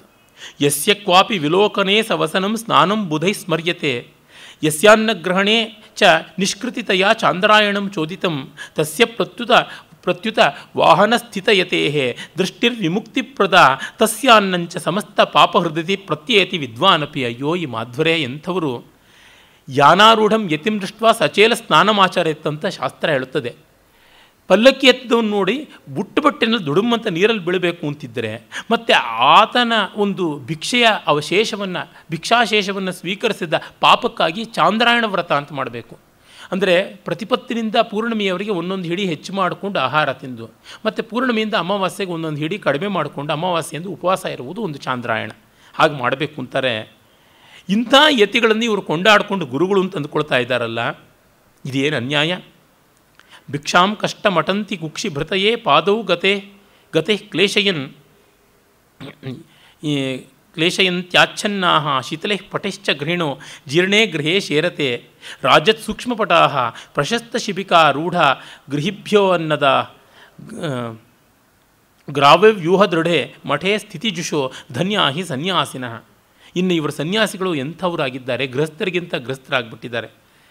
ಪಾಪ ಗೃಹಸ್ಥರು ಕಷ್ಟಪಟ್ಟುಕೊಂಡು ಹೊಟ್ಟೆ ಪಾಡಿಗೆ ನಾನಾ ಕಡೆ ತಿಂಡಾಡ್ತಾ ಇದ್ದಾರೆ.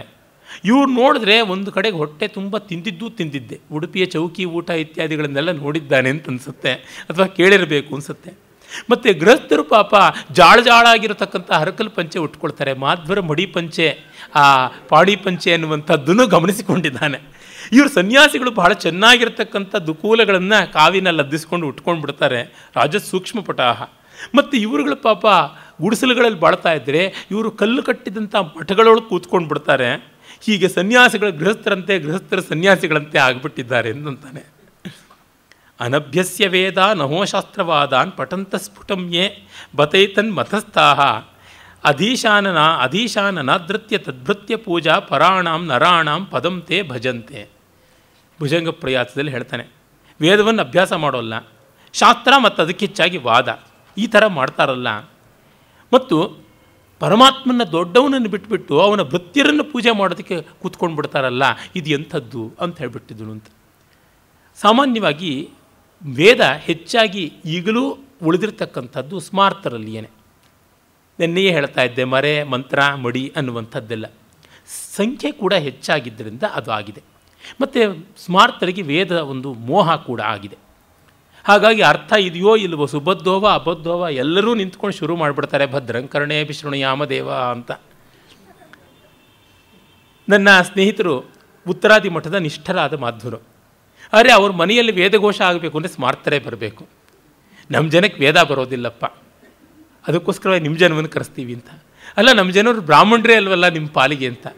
ಪರವಾಗಿಲ್ಲ, ವೇದ ಒಂದು ಸರಿಯಾಗಿ ಹೇಳ್ತಾರಲ್ಲ ಅಷ್ಟೇ, ಪೂಜೆ ಮಾಡಿಸೋದಕ್ಕೆ ನಮ್ಮವ್ರು ಇರ್ತಾರೆ, ಬರೀ ವೇದ ಮಾತ್ರ ಅವ್ರು ಹೇಳಬೇಕು ಅಂತ. ಇದು ಒಂದು ರೀತಿಯಾದ ವಿಶ್ವಾಸ, ಒಳ್ಳೆಯದು. ಅಂದರೆ ಇವರು ವೇದ ಸರಿಯಾಗಿ ಅಭ್ಯಾಸ ಮಾಡೋಲ್ಲ ಅಂತ. ಶ್ರೀವೈಷ್ಣವರಲ್ಲಿ ಕೂಡ ಒಡಗಲಿಯವರಿಗಿಂತ ತೆಂಗಲಿಯವರು ವೇದಕ್ಕೆ ಅಷ್ಟಾಗಿ ಬರೋದಿಲ್ಲ. ಒಡಗಲಿಯವರು ಹೆಚ್ಚಾಗಿ ವೇದಕ್ಕೆ ಬರ್ತಾರೆ. ಯಾಕೆಂದರೆ ಅವರು ಉಭಯ ವೇದಾಂತಾಚಾರ್ಯರು, ವಿಶೇಷವಾಗಿ ದ್ರವಿಡ ವೇದಕ್ಕಿಂತ ಈ ವೇದ ಹೆಚ್ಚು ಅಂತ ಅಂದ್ಕೊಂಡವರು. ಎರಡೂ ಸಮಾನ ಅಂತಂದವರು ತೆಂಗಲಿಯವರು. ಆ ಕಾರಣದಿಂದ ಇವನು ಒಡಗಲಿಯವನು, ವೇದ ಹೆಚ್ಚು, ಅದಕ್ಕಿಂತ ಒಂಚೂರು ಕೆಳಗೆ ತಮಿಳು ವೇದ ಅಂತ ಅನ್ನುವಂಥವನು. ಮತ್ತು ತೆಂಗಲಿಯವರಿಗಿಂತ ಒಡಗಲಿಯವರು ಎಲ್ಲ ವೈದಿಕ ಕರ್ಮಗಳನ್ನು, ಎಲ್ಲ ಯಜ್ಞಾಗಾದಿಗಳನ್ನು ಮಾಡುವಂಥ ಪರಿಪಾಟಿ ಹೆಚ್ಚು. ಅದೆಲ್ಲ ಇವನಿಗಿದ್ದಂಥದ್ದು.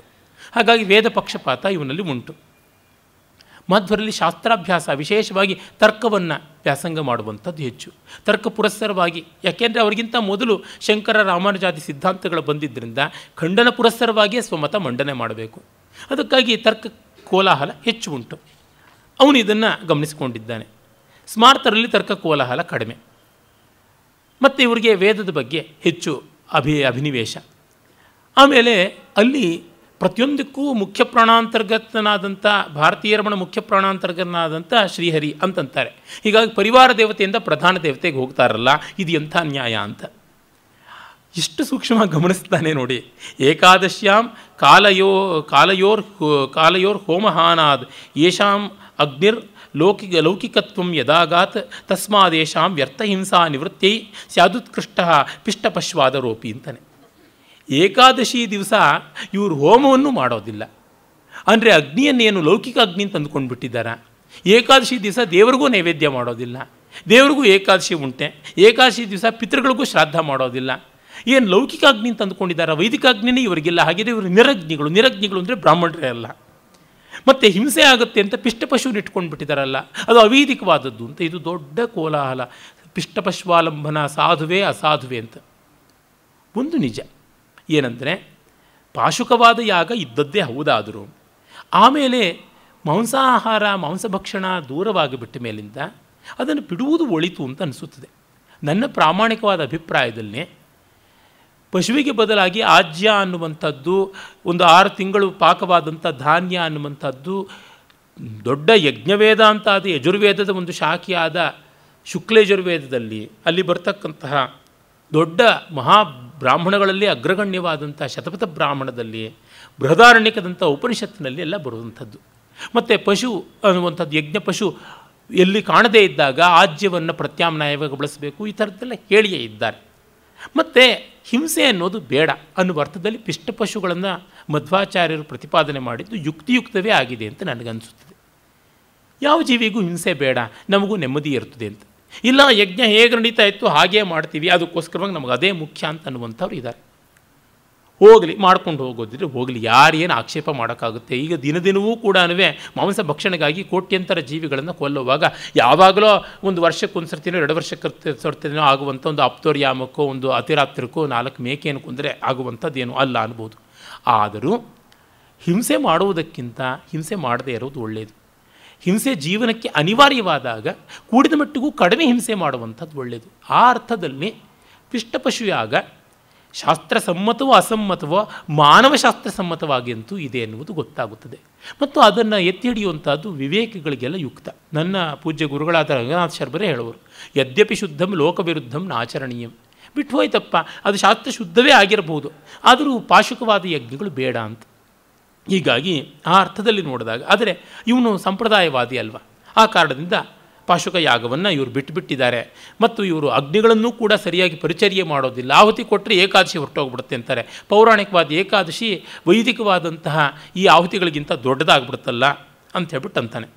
ಅಷ್ಟು ಮಾತ್ರವಲ್ಲದೆ ಇದೆಲ್ಲ ಕಾರಣದಿಂದಾಗಿ ಇವರು ಸರಿಯೇ ಆದಂಥ ಬ್ರಾಹ್ಮಣರೇ ಅಲ್ಲ ಅಂದುಬಿಡ್ತಾನೆ. ಆದರೆ ನೋಡಿ, ಈಗ ತಿಪ್ಪೆ ಸಾರಿಸ್ತಾನೆ ವಿಶ್ವಾವಸು. ಅವನು ಪಾಪ ಅದೇ ಕೆಲಸ ಮಾಡೋದು. ಕಿಮರೇ ಕೇಶವ ಭಕ್ತಿ ಪ್ರಕರ್ಷಾದೀನ್ ಅಪಿ ವಿಪ್ರಾನ್ ದೂಷಯಿಸಿ, ವಿಷ್ಣು ಭಕ್ತಿ ಇರ್ತಕ್ಕಂಥವ್ರು ಅವ್ರನ್ನ ದೂಷಣೆ ಮಾಡ್ತೀಯಲ್ಲ, ಎಂಥದ್ದು ಇದು ಅನ್ಯಾಯ. ಆಬಾಲಸ್ಥವಿರಂ ಸ್ಥಿರಂ ಹರಿದಿನೇ ಶುದ್ಧೋಪವಾಸವ್ರತಂ ನಿಷ್ಪ್ರತ್ಯೂಹ ಮಹರ್ನಿಶಂ ವಿಜಯತೆ ನಾರಾಯಣಾರಾಧನಂ ಶ್ಲಾಘ್ಯಾ ಭಾಗವತೇಷು ಭಕ್ತಿರಮಿತ ಶ್ರದ್ಧಾ ಚ ಯೇಷಾಂ ದೃಢ ಶಾಸ್ತ್ರೇ ಸ್ವೀಯ ಗುರೂದಿತೇನ ಚರಿತಂ ಸಾಧ್ವೇಷು ಮಾಧ್ವೇಷು ಕಿಂ. ಮಗುವಿನಿಂದ ಮುದುಕನವರೆಗೂ ನಿರ್ಜಲವಾಗಿ ಏಕಾದಶಿ ಮಾಡ್ತಾರೆ. ಅಷ್ಟು ತಾಕತ್ತು ಯಾರಿಗಿದೆ, ಆ ಶ್ರದ್ಧೆ ಯಾರಿಗಿದೆ? ಮತ್ತು ಪ್ರತಿದಿನವೂ ಅಹರ್ನಿಶವೂ ಕೂಡ ನಾರಾಯಣ ನಾಮಸ್ಮರಣೆ ಮಾಡ್ತಾರೆ, ಜಾಗರಣೆ ಮಾಡ್ತಾರೆ. ಭಾಗವತದಂಥ ಮಹಾಪುರಾಣದಲ್ಲಿ ತುಂಬ ಭಕ್ತಿ ಇದೆ. ಹೀಗಿದ್ದ ಮೇಲೆ ತಮ್ಮ ಗುರು ಏನು ಹೇಳಿದ್ದಾರೆ ಅದರ ಬಗ್ಗೆ ಭಕ್ತಿ ಇದೆ. ಗುರುಭಕ್ತಿ ಅನ್ನೋದು ಎಲ್ಲಕ್ಕಿಂತ ಮುಖ್ಯ. ಹಾಗಾಗಿ ಮಾಡ್ತಾ ಇರುವಂಥದ್ದು ಸರಿಯಾಗಿರುವಂಥದ್ದು ಅಂತ ಹೇಳ್ಬಿಟ್ಟು ಅಂತಾನೆ. ಮತ್ತು ಈ ಸನ್ಯಾಸಿಗಳು ಎಲ್ಲ ಕಡೆಗೂ ಸಂಚಾರ ಮಾಡ್ತಾರೆ ಅಂತೆಲ್ಲ, ಅದು ತಪ್ಪೇನೂ ಅಲ್ಲ. ತತ್ತದ್ದೇಶ ನಿವಾಸಿ ಶಿಷ್ಯ ನಿವಹತ್ರಾಣಾಯ ಗುರುವಾಜ್ಞೆಯ ಸಂಚಾರಕ್ಷಮ ಏಷ ವಿಂದತಿ ಯತಿಶ್ಚೇದ್ವಾಹನಂ ಕಾಕ್ಷತಿ ದತ್ತಂ ವಿತ್ತಮಶೇಷ ಮಾಸ್ತಿಕ ಜನೈ ದೈತ್ಯಾರಿ ನಿತ್ಯಾರ್ಚನಾ ಸಾತ್ಕೃತ್ಯ ಸ್ವಯಂ ಅಸ್ಪೃಶನ್ ವಸತಿ ಚೇತ್ ನಿಂದಾಸ್ತಿ ಕಿಂ ತಾವತ. ದೂರ ದೂರ ದೇಶಗಳಲ್ಲಿ ಶಿಷ್ಯರಿದ್ದಾರೆ. ಆಗೆಲ್ಲ ವಿಜಯನಗರ ಪತನ ಆದಮೇಲೆ ವಿಜಯನಗರ ಕೇಂದ್ರವಾಗಿದ್ದ ವ್ಯಾಸತೀರ್ಥರೇ ಮೊದಲಾದವರ ಶಿಷ್ಯವರ್ಗ ಎಲ್ಲ ಕೂಡ ದಕ್ಷಿಣ ಭಾರತಕ್ಕೆ ಬಂತು. ಕುಂಭಕೋಣ ಅಂತೀವಲ್ಲ, ಕುಂಭಕೋಣ ಅಲ್ಲಿಗೆಲ್ಲ ಬಂತು. ರಾಯರ ಮಠ ಅಂತ ಅಲ್ಲಿಂದ ಪ್ರಖ್ಯಾತವಾದದ್ದು. ಸುಧೀಂದ್ರ, ಸುಯಮೀಂದ್ರ ಮೊದಲಾದವರೆಲ್ಲ ಅಲ್ಲಿದ್ದದ್ದು. ವಾದಿರಾಜರು ಕೂಡ, ವಿಜಯೀಂದ್ರರು ಕೂಡ ಅಲ್ಲಿಯೇ ಇದ್ದದ್ದು. ಹೀಗೆ ಅವರೆಲ್ಲ ಬಂದರು.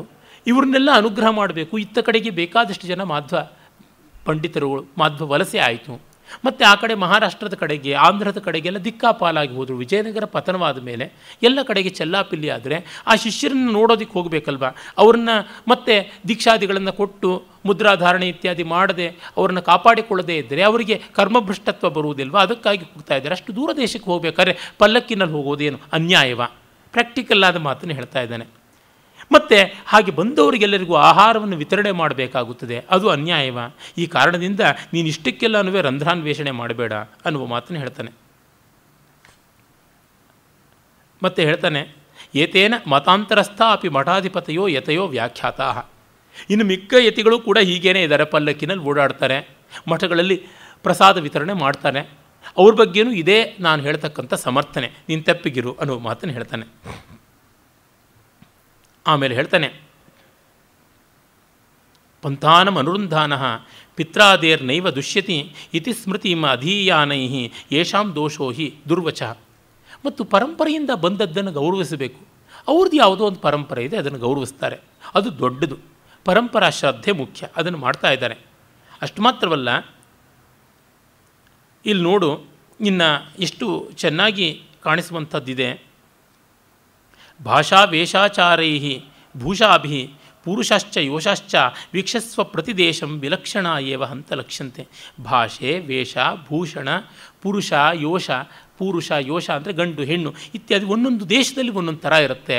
ಅದು ನಮ್ಮಂತೆ ಇಲ್ಲ ಅಂತ ನಾವು ಗೂಬೆ ಕೂಡಿಸಬೇಕಾಗಿಲ್ಲ. ನೋಡು ಅಂದರೆ ಸಾಕು. ಕಿಂತು ಸತ್ವರಂ ಅತಿಕ್ರಮ ಕೀಶಕಲ್ಪ ಜನ ನಿಮಾನ್ ಜನಪದಾನ್. ಈ ಕಪಿಸಂತತಿಯ ದೇಶ ಕರ್ನಾಟಕ ಬೇಡ ಅಂತಾನೆ. ಹನುಮ ಪುಟ್ಟಿದ ನಾಡು ಅಲ್ಲವೇ? ಆ ಕಾರಣದಿಂದ ಮತ್ತು ಮಧ್ವಾಚಾರ್ಯರು ವಾಯುಪುತ್ರಾವತಾರ ಅಂತಲ್ವೇ, ಅವೆಲ್ಲ ವ್ಯಂಗ್ಯ ಇಟ್ಟುಕೊಂಡು ಬೇಡ ಅಂತಂತಾನೆ. ವ್ಯಕ್ತಂ ಪಂಡಿತ ಮೂರ್ಖಯೋ ಸಮದೃಶೋ ವ್ರಾತ್ಯ ಇಹತ್ಯಾಮಿ. ಇಲ್ಲಿ ಎಲ್ಲ ಕೂಡ ವ್ರಾತ್ಯರೇ ಇರ್ತಕ್ಕಂಥದ್ದು. ಏನು? ಚಂದ್ರಾಲೋಕ ಚಯಾಂಧಕಾರ ಭರಯೋ ಚಾಂಪೇಯ ಕಿಂಪಾಕಯೋ ರಾಜತ್ ಕುಂಡಲಿ ರಾಜಿಲಕಯೋ ರಾಜೀವ ದತ್ತೂರಯೋ ಖೇಲತ್ ಕೋಕಿಲ ಲೋಕ ಕಾಕಕುಲಯೋ ಕ್ಷೀರಾರ್ಣ ವಂಧ್ಯೋರಿವ ವ್ಯಕ್ತಂ ಪಂಡಿತ ಮೂರ್ಖಯೋ ಸಮದೃಶೋ ವ್ರಾತ್ಯ ಇಹತ್ಯಾಮಿ. ಎಲ್ಲ ವಿರೋಧ ಅಲಂಕಾರ, ಕಾಂಟ್ರಾಸ್ಟ್ ತೋರಿಸ್ತಾನೆ. ಚಂದ್ರ ಮತ್ತು ಅಂಧಕಾರ, ಸಂಪಗೆ ಮತ್ತು ಕಿಂಪಾಕ ಅಂತಕ್ಕಂಥದ್ದು ಒಂದು ತುಂಬ ಅಲ್ಪವಾಗಿರುವಂಥ ಒಂದು ಮರ, ಅದು ಒಂದು ವಿಷವೃಕ್ಷ ಕೂಡ ಹೌದು. ಮತ್ತು ದೊಡ್ಡ ವಾಸುಕಿಯಂಥ ಸರ್ಪಕ್ಕೂ, ಇನ್ನು ಡುಂಡುಬ ಕೇರೆ ಹಾವಿಗೂ, ಕಮಲಕ್ಕೂ ದತ್ತಕ್ಕೂ ದತ್ತೂರಕ್ಕೂ, ಕೋಗಿಲೆಗೂ ಕಾಗೆಗೂ, ಕ್ಷೀರಸಾಗರಕ್ಕೂ ಒಂದು ಹಾಳು ಬಾವಿಗೂ ಯಾವ ರೀತಿ ಪಂಡಿತನಿಗೂ ಮೂರ್ಖರಿಗೂ ಹೇಗೋ ಆ ಥರ ನಮಗೂ ಈ ಕರ್ನಾಟಕ ದೇಶಕ್ಕೂ ಸಂಬಂಧವೇ ಬೇಡ, ದೂರ ಹೋಗ್ಬಿಡೋಣ ಅಂತಂತಾನೆ. ಈ ಥರ ಎಲ್ಲ ನೀನು ಅನ್ನಬೇಡ, ಎಲ್ಲವೂ ಚೆನ್ನಾಗಿರ್ತಕ್ಕಂಥದ್ದು ಅಂತ ಹೇಳಿ ಅವರು ತಿರುಮಲ ಕ್ಷೇತ್ರಕ್ಕೆ ಬರ್ತಾರೆ. ಇವನಿಗೆ ಅಲ್ಲಿಗೆಲ್ಲ ಬಂದುಬಿಟ್ರೆ ಸಂತೋಷ. ನಿನ್ನೆ ಹೇಳಿದ್ನಲ್ಲ ದಿವ್ಯ ದೇಶಗಳಲ್ಲಿ ಮುಖ್ಯವಾದಂಥದ್ದು ಅಂತ. ಆ ಒಂದು ತಿರುಮಲ ಪ್ರದೇಶವನ್ನು ಬಹಳ ಸೊಗಸಾಗಿ ಕೊಂಡಾಡ್ತಾನೆ. ಸಾಕಷ್ಟು ಪದ್ಯಗಳೆಲ್ಲ ವಿಸ್ತಾರವಾಗಿ ಇಲ್ಲಿ ಬರ್ತದೆ. ಆ ಒಂದು ದೇವಾಲಯದ ಮತ್ತು ಅಲ್ಲಿ ಇರತಕ್ಕಂಥ ಸ್ವಾರಸ್ಯಗಳ ವಿವರಗಳು ಎಲ್ಲ ಶಬ್ದಾಲಂಕಾರ ಭಾಸುರವಾದಂಥದ್ದು. ಅವುಗಳನ್ನು ನಾವು ಹೆಚ್ಚಾಗಿ ಗಮನಿಸೋದಕ್ಕೆ ಆಗೋಲ್ಲ, ಸಮಯಾಭಾವ.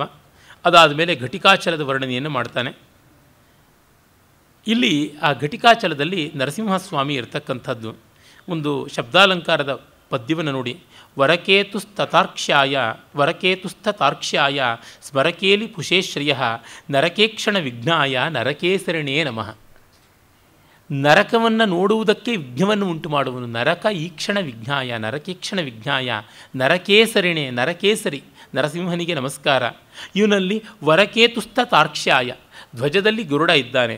ಸ್ಮರಕೇಲಿ ಪುಷೇ ಶ್ರಿಯ ಲಕ್ಷ್ಮಿಯ ಜೊತೆಗೆ ವಿನೋದವನ್ನು ಆಡ್ತಾ ಇದ್ದಾನೆ. ಅಂದರೆ ವರಕೆ, ಸ್ಮರಕೆ, ನರಕೆ ಈ ಯಮಕಾಲಂಕಾರ ಎಷ್ಟು ಸೊಗಸಾಗಿ ಬರುತ್ತದೆ. ಜಂಬದಂಭ ಹರಕ್ಷೇಮಾರಂಭ ಲಂಭನ ಮೂರ್ತಯೇ ಶಂಭು ಸಂಭಾವನೀಯಾಯ ಸ್ತಂಭಡಿಂಬಾಯ ಮಂಗಲಂ ಅಂತ. ಅಹಂಕಾರಿಯಾದ ಹಿರಣ್ಯ ರಾಕ್ಷಸನನ್ನು ಕೊಲ್ಲುವ ಮೂಲಕ ದಂಭ ನಿರ್ಮೂಲನ ಮಾಡುವುದರೊಳಗೆ ದಕ್ಷನಾಗಿದ್ದ ಇಂದ್ರ ಯಾವನಿದ್ದಾನೆ ಅವನಿಗೆ ಕ್ಷೇಮವನ್ನು ಆಲಂಬನ ತಂದುಕೊಡುವಂತಹ ಮೂರ್ತಿಯಾದ ನರಸಿಂಹನೇ, ಶಂಭು ಮಹಾದೇವನಿಂದಲೇ ಸಂಭಾವಿತನಾದವನೇ, ಸ್ತಂಭಡಿಂಬ ಕಂಬದ ಕೂಸೆ ನಿನಗೆ ನಮಸ್ಕಾರ ಅಂತ. ಆಮೇಲೆ ಹೀಗೆ ಹೇಳಿದ ತಕ್ಷಣ ಕೃಶಾನು ಬೈತಾನೆ. ಒಬ್ಬ ಪ್ರಹ್ಲಾದನ್ನು ಕಾಪಾಡೋದಕ್ಕೋಸ್ಕರ ಪ್ರಹ್ಲಾದ ಮಲ್ಲಾದಯಿತು ತಮೇಕಂ ಸರ್ವಸ್ಯ ಕುರ್ವನ್ ಭುವನಸ್ಯ ಭೀತಿಂ ಸಂಹಂ ದಧೆ ಸಂಹನನಂ. ಸಿಂಹಸ್ಯ ಭಾವ ಸಿಂಹ ದೇಹವನ್ನು ಪಡ್ಕೊಂಡಲ್ಲ ಪುರಾ ಯತಸ್ವ ಸ್ತವಸ್ತತ್ರ ಕಥಂ ಪ್ರವೃತ್ತ. ಒಬ್ಬ ಪ್ರಹ್ಲಾದನ್ನು ಕಾಪಾಡೋದಕ್ಕೆ ಲೋಕವನ್ನೆಲ್ಲ ತನ್ನ ಉಗ್ರ ರೂಪದಿಂದ ಸಂತ್ರಾಸನ ಮಾಡಿದನಲ್ಲ, ಅವನನ್ನು ಏನು ಕೊಂಡಾಡ್ತೀಯ ಅಂತ. ಹಾಗೆಲ್ಲ ನೀನು ಹೇಳಬೇಡ. ಒಬ್ಬ ಪ್ರಹ್ಲಾದನ ಮಾತ್ರವಲ್ಲ, ಹಿರಣ್ಯಕಶಿಪುವಿನಿಂದ ಸಂತ್ರಾಸಿತವಾದ ಸಮಸ್ತ ಲೋಕವನ್ನೂ ಕಾಪಾಡುವುದಕ್ಕಾಗಿ ಬಂದ. ಮತ್ತು ಎಲ್ಲಕ್ಕಿಂತ ಮಿಗಿಲಾಗಿ ಒಬ್ಬ ಭಕ್ತ ನೊಂದುಕೊಳ್ಳುವುದನ್ನು ಅವನು ನೋಡೋಕ್ಕೆ ಇಷ್ಟಪಡೋಲ್ಲ, ಅದು ಒಂದಕ್ಕಾಗಿ ಒಂದು ಅವತಾರ ತಾಳಬಲ್ಲ ಅನ್ನುವುದು ಪರಮಾತ್ಮನ ಕೃಪೆ ಅನ್ನುವ ಮಾತನ್ನು ಅವನು ಹೇಳ್ತಾನೆ. ಆಮೇಲೆ ಈ ಶ್ರೀಪೆರಂಬೂದೂರಿನ ಕಡೆಗೆ ಬರ್ತಾನೆ ಕವಿ. ಅಲ್ಲಿ ರಾಮಾನುಜಾಚಾರ್ಯರ ಒಂದು ಹುಟ್ಟೂರು. ಅದನ್ನು ನೋಡಿ ಅವನು ರಾಮಾನುಜಾಚಾರ್ಯರ ಬಗ್ಗೆ ವಿಶೇಷವಾದ ಸ್ತೋತ್ರಗಳನ್ನು ಮಾಡ್ತಾನೆ. ದೊಡ್ಡ ಪ್ರಕರಣವೇ ಇಲ್ಲಿದೆ. ಅಶ್ವಧಾಟಿ ಎನ್ನುವುದು ಒಂದು ಪ್ರಸಿದ್ಧವಾದ ಸ್ತೋತ್ರ ಛಂದಸ್ಸು. ಅದರೊಳಗೆ ಮೊದಲಿಗೆ ನಮಗೆ ಶಂಕರರು ಮಾಡಿದ್ದು ಅಂತ ಪ್ರತೀತಿ ಇರುವ ಅಂಬಾಸ್ತವ ಅಂತ ಒಂದು ಸಿಗುತ್ತದೆ. ಅದಾದ ಮೇಲೆ ಅನೇಕರು ಮಾಡಿದ್ದಾರೆ. ವಿಶೇಷವಾಗಿ ವಾದಿರಾಜರು ತಮ್ಮ ಇಷ್ಟದೈವವಾದ ಹಯಗ್ರೀವನನ್ನು ಅಶ್ವಧಾಟಿಯಲ್ಲಿ ಸ್ತೋತ್ರ ಮಾಡಿದ್ದಾರೆ. ಅದಾದ ಮೇಲೆ ನಾನು ಬಲ್ಲಂತೆ ಅತಿ ಹೆಚ್ಚಾಗಿ ಅಶ್ವಧಾಟಿ ಛಂದಸ್ಸಲ್ಲಿ ಅನೇಕ ಮಾಧ್ವ ವಿದ್ವಾಂಸರು ಮಾಡಿದ್ದಾರೆ. ಅದರೊಳಗೂ ನಮ್ಮ ಬಹಳ ಪ್ರಸಿದ್ಧರಾದ ಒಳ್ಳೆಯ ಸರಸೋದಾರ ಕವಿತ್ವದ ವಿದ್ವಾಂಸರಾದ ಪಂಡಿತ ಪಂಢರನಾಥಾಚಾರ್ಯ ಗಲಗಲಿಯವರದು ತುಂಬ ಸೊಗಸಾದಂಥದ್ದು ಅಶ್ವಧಾಟಿ ಪದ್ಯಗಳು. ಅವರ ಪದ್ಯ ಗಾನಕ್ರಮವೂ ತುಂಬ ಚೆನ್ನಾಗಿರುವಂಥದ್ದು. ಹಾಗೆ ಇನ್ನೂ ಅನೇಕರು ಆಮೇಲೆ ಮಾಡಿದ್ದಾರೆ. ಈಚಿನವರು ಬಹಳಷ್ಟು ಜನ ಮಾಡಿದ್ದಾರೆ. ಇವನು ಒಂದು ಎರಡು ಅಶ್ವಧಾಟಿ ಛಂದಸ್ಸಿನ ಪದ್ಯಗಳನ್ನು ಇಲ್ಲಿ ಬಳಸಿದ್ದಾನೆ. ಒಂದೊಂದು ಸಾಲಿಗೂ 3 ಪ್ರಾಸ, ಒಟ್ಟು 12 ಪ್ರಾಸ ಬರುತ್ತದೆ. ಅದೇ ಒಂದು ದೊಡ್ಡ ತೊಡಕು. ಕಾಮಾದಿವೈರಿ ಗಣ ಭೀಮಾನವದ್ಯ ನಿಜ ಮಾನಾಭಿಲಾಷ ಗರಿಮ ವೈಮಾನಿಕಾರ್ಯ ಸಮ ಭೂಮಾಮತೌ ವಚನ ಸೀಮಾತಿ ಲಂಘಿ ಮಹಿಮಾ ಶ್ರೀಮಾನನೂನ ಕಲ ಸೋಮಾನನೋ ವಿಮಲ ಧಾಮಾವಮಾನಿತ ರವಿ ಕ್ಷೇಮಾಣಿ ಜೃಂಭಯತು ಭೂಮಾವಮುತ್ರಚ್ಛಸ ರಾಮಾನುಜೋಯತಿ ಪತಿ. ಆ ಮಾ ಅನ್ನುವಂಥದ್ದು ಆ ದೀರ್ಘಾಕ್ಷರ ಹಾಗೆ ಸ್ವರ ವ್ಯಂಜನ ಸಮೇತವಾಗಿ ಬರಬೇಕು. ಆ ರೀತಿಯಾದಂಥದ್ದು. ಅರ್ಥಸ್ವಾರಸ್ಯಕ್ಕಿಂತ ಶಬ್ದಸ್ವಾರಸ್ಯವೇ ಹೆಚ್ಚು. ಸಜಯತಿ ರಾಮಾನುಜಯತಿ ರಜಯತಿ ಪರವಾದಿನಂ ಯದಿ ಯೋಕ್ತಿ ಸಂಜಯತಿ ಬೋಧ ಮನಘಂ ರಂಜಯತಿ ಬುಧಾನ್ ವ್ಯಥಾಂಚ ಭಂಜಯತಿ ಅಂತ. ಈ ರಾಮಾನುಜಯತಿ ಅವರು ಜಯಿಸ್ತಾರೆ. ಸ ಜಯತಿ, ಆತ ಜಯಿಸ್ತಾನೆ. ಅಜಯತಿ ಅಂದರೆ ಜಯಿಸೋಲ್ಲ ಅಂತ ಒಂದು ವಿರೋಧಾಭಾಸ. ಆದರೆ ಜಯಿಸ್ತಾರೆ. ಯಾತಕ್ಕೆ? ಅಜಯತಿ, ಅಜೈವ ಆಚರತಿ ಅಂತ. ಅಜಯತಿ ಬ್ರಹ್ಮನಂತೆ ಆಗಿಬಿಡ್ತಾರೆ ಪರವಾದಿಗಳನ್ನು ಉತ್ತರ ಕೊಡುವಂಥದ್ರೊಳಗೆ. ಮತ್ತು ಪರವಾದಿಗಳನ್ನು ಅಜಯತಿ ತಿರಸ್ಕರೋತಿ, ತಿರಸ್ಕಾರ ಮಾಡ್ತಾರೆ. ಅಜ ಗತಿ ಕ್ಷೇಪಣಯೋ ಅನ್ನುವ ಧಾತುವಿನಿಂದ. ಮತ್ತು ಅಜಮಿವ ಆಚಾರಯತಿ ಅವರನ್ನು ಮೇಕೆ ಥರ ಮಾಡಿಬಿಡ್ತಾರೆ, ಕುರಿ ಮಾಡಿಬಿಡ್ತಾರೆ, ವಾದಗಳ ಮೂಲಕವಾಗಿ ಏನೂ ಗೊತ್ತಿಲ್ಲ ಅನ್ನೋ ಥರ ಮಾಡಿಬಿಡ್ತಾರೆ ಅಂತ. ಹೀಗೆ ಆ ರಾಮಾನುಜಾಚಾರ್ಯ ಸ್ತೋತ್ರ ಮಾಡಿ ಆ ಕೃಷ್ಣ ಮತ್ತು ನಮ್ಮ ಯತಿವರ್ಯ ರಾಮಾನುಜರು ಇವರಿಬ್ಬರಿಗೂ ಇರೋ ಸಾಮ್ಯ ಏನು ಅಂತ ಹೇಳ್ತಾನೆ. ಕೃಷ್ಣನು ರಾಮನ ಅನುಜ, ಬಲರಾಮನ ಅನುಜ. ರಾಮಾನುಜೌ ಯಾಮುನತೀರ್ಥ ಸೇವಾ ಪರಾವುದೀತೌ ನರಕಂ ನಿರೋದ್ಧುಂ ತಯೋಃ ಪುರಾಣ ಪ್ರಣಿನಾಯ ಗೀತಾಂ ತಸ್ಯ ನವೀನಸ್ತು ತತಾನ ಟೀಕಾಂ. ಆ ರಾಮಾನುಜ ಈ ರಾಮಾನುಜ ಇಬ್ಬರು ಯಾಮುನ ತೀರ್ಥ ಸೇವಾಪರರು. ಯಮುನೆಗೆ ಸಂಬಂಧಪಟ್ಟ ನೀರಿನಲ್ಲಿ ವಿಗಾಹ ಮಾಡ್ತಕ್ಕಂಥವನು ಕೃಷ್ಣ. ಆದರೆ ಯಮುನಾಚಾರ್ಯರ ಕರಕಮಲ ಸಂಜಾತರು ರಾಮಾನುಜಾಚಾರ್ಯರು. ಇಬ್ಬರು ನರಕ ನಿರೋಧ ಮಾಡೋದಕ್ಕಾಗಿಯೇ ಭೂಮಿಯಲ್ಲಿ ಹುಟ್ಟಿದವರು.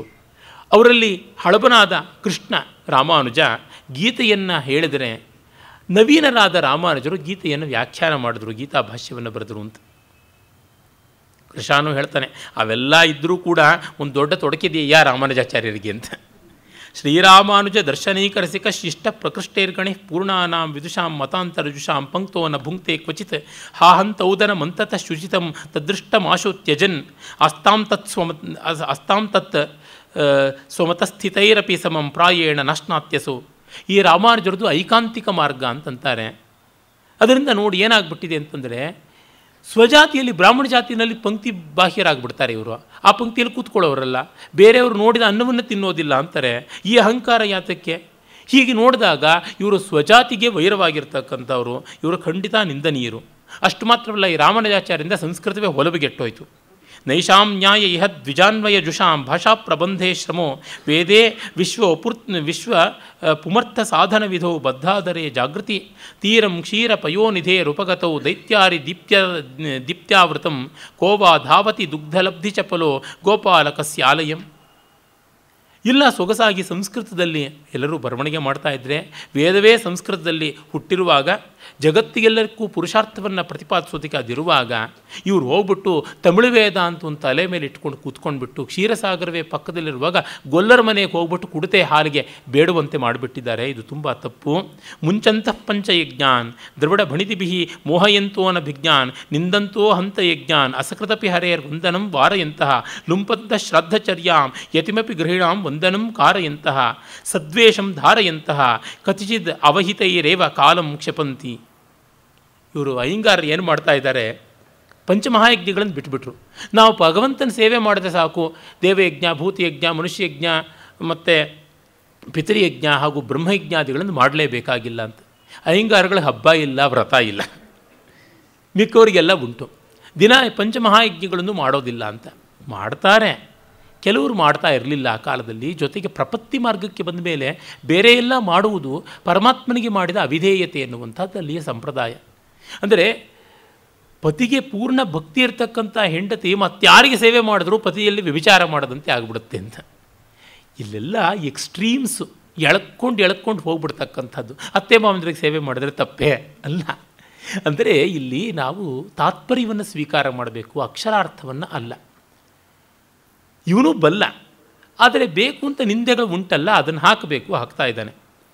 ಮತ್ತು ಈ ದ್ರಾವಿಡ ವೇದವನ್ನು ಇಟ್ಕೊಂಡು ಹೋಗ್ತಾರೆ, ಎನ್ನೆಲ್ಲರನ್ನು ಮರಳು ಮಾಡಿಬಿಡ್ತಾರೆ ಇದರಿಂದ ಅಂತ ಎಳೆದು ಹಾಡ್ತಾರಲ್ಲ. ಗೇಯ ಗರ್ಭ ಸರ್ವೋಪಿ ದ್ರವಿಡ ಕವಿ ಅಂತ ರಾಜಶೇಖರ ಹೇಳಿಬಿಟ್ಟ. 1000 ವರ್ಷದ ಕೆಳಗೆ ಎಳೆದು ಹಾಡ್ತಾರೆ. ಮತ್ತು ಕೇಳಿದ್ರೆ ನಮ್ಮ ತಮಿಳು ವೇದದಲ್ಲಿದೆ ಅಂತ. ಆದರೆ ಪಾಪ ರಾಮಾನುಜಾಚಾರ್ಯರು ಆ ಒಂದು ದಿವ್ಯ ಪ್ರಬಂಧಗಳು ಅಂತ ಆಳ್ವಾರುಗಳ ಮಾತು ಯಾವುದಿವೆ ಅದನ್ನು ಪ್ರಮಾಣ ಅಂತ ಗೌರವಿಸಿದರು.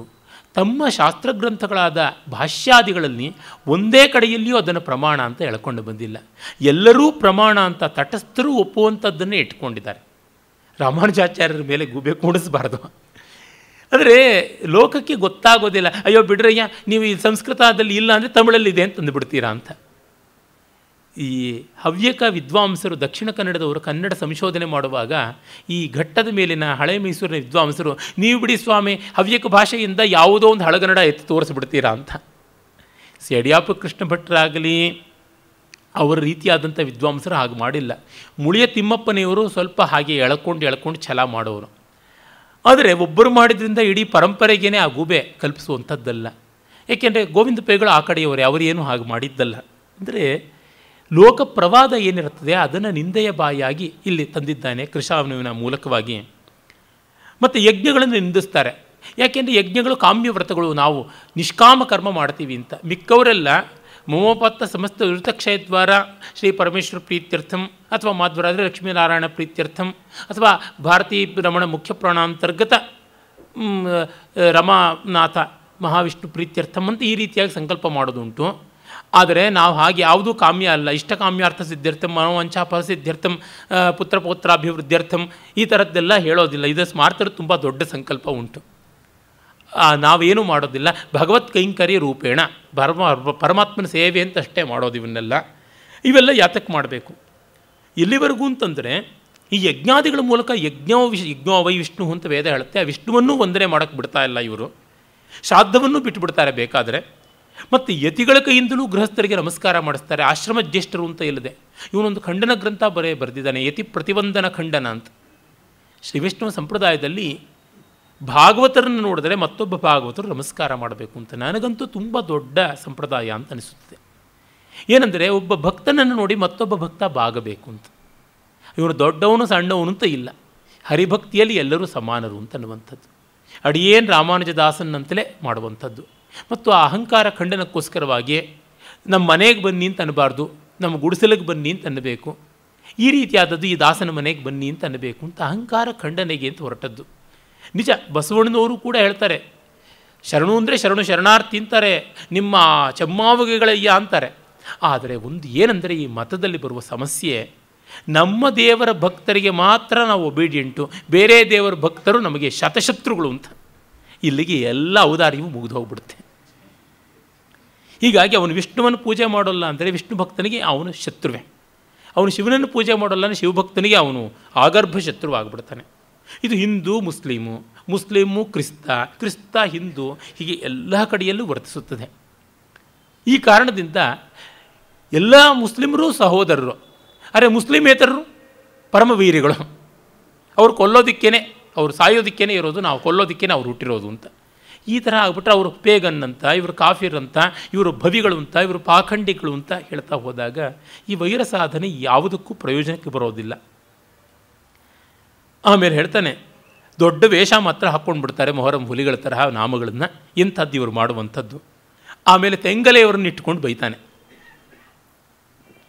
ಘಂಟಾಘೋಷಂ ತ್ಯಜಂತಹ ಹರಿಪರಿಚರಣೆ ಸರ್ವಲೋಕಾವಿಗೀತಂ ಆಗಮಾರ್ಥಂತು ದೇವಾನಾಂ ಗಮನಾರ್ಥಂತು ರಕ್ಷಸಾಂ ಕುರು ಘಂಟಾರವಂ ತತ್ರ ದೇವಾಹ್ವಾನ ಲಾಂಛನಂ ಅಂತ ಪೌರಾಣಿಕ ಮಂತ್ರ, ಆಗ ಮುಕ್ತವಾದದ್ದು. ಇವರು ತೆಂಗಲೆಯವರು ವಡಗಲೆಯ ಆಚಾರ್ಯರು, ವೇದಾಂತ ದೇಶಿಕರು, ವೆಂಕಟೇಶ್ವರನ ಘಂಟಾವತಾರ ಅಂತ ಪ್ರತೀತಿ. ಆ ಕಾರಣದಿಂದ ನಿಮ್ಮ ಆಚಾರ್ಯರ ಹಂಗೆ ನಮಗೆ ಬೇಡ ಅಂತ ಗಂಟೆನೇ ಬಿಟ್ಟುಬಿಟ್ಟಿದ್ದಾರೆ. ಗಂಟಿಗೆ ಇಲ್ಲದೆ ಮಾಡ್ತಾರಲ್ಲ ಪೂಜೆ ಅಂತ ಅಮಂಗಳವಾದದ್ದು ಅಂತ ಇವನು ಬೈತಾನೆ.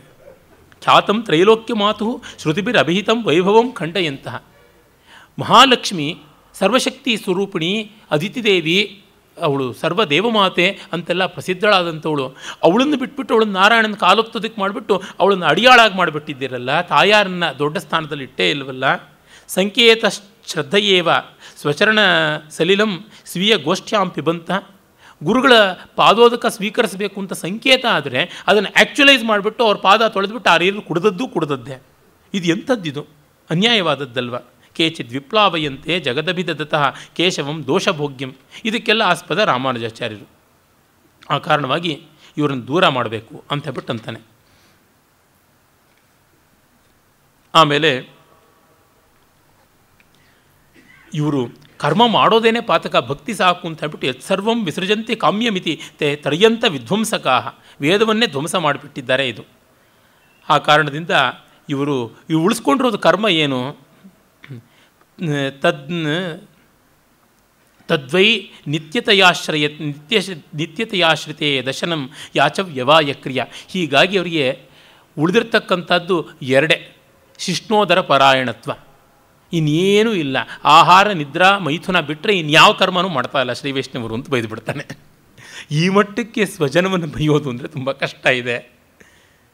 ಆಮೇಲೆ ಹೇಳ್ತಾನೆ, ವಿದುಷಾಮಪಿ ಮೋಹಂ ಆವಹಂತೋ ವಿತತೈತಿಹ್ಯ ಸಹಸ್ರ ವರ್ಣನೇನ ವಿನಯಾಭಿನಯಾತ್ ಖಲಾ ಕಿಲಾಮಿ ವಿಜಯಂತೆ ಕಪಟಾಲಯ ಜಗಂತಿ. ಮತ್ತು ಒಬ್ಬೊಬ್ಬನು ದೊಡ್ಡ ದೊಡ್ಡ ದೇವಸ್ಥಾನ ಕಟ್ಕೊಂಡ್ಬಿಟ್ಟು ಅಲ್ಲಿ ಸುಳ್ಳು ಪೊಳ್ಳು ಕಥೆಗಳು, ಕ್ಷೇತ್ರ ಮಹಾತ್ಮ್ಯಗಳು, ಸ್ಥಳ ಪುರಾಣಗಳನ್ನು ಹೇಳ್ಕೊಂಡು ಪಾಮರನ್ನು ಮರಳು ಮಾಡಿದ್ದೇ, ಅಲಂಕಾರದ ಮೇಲೆ ಅಲಂಕಾರ, ಉತ್ಸವದ ಮೇಲೆ ಉತ್ಸವ, ಅದಕ್ಕೆ ಟಿಕೆಟ್ ಹಾಕು, ಅದಕ್ಕೆ ಬೇಕಾದಷ್ಟು ದುಡ್ಡು ಕೀಳು, ಈ ಥರ ಆಗಿಬಿಟ್ಟಿದೆ.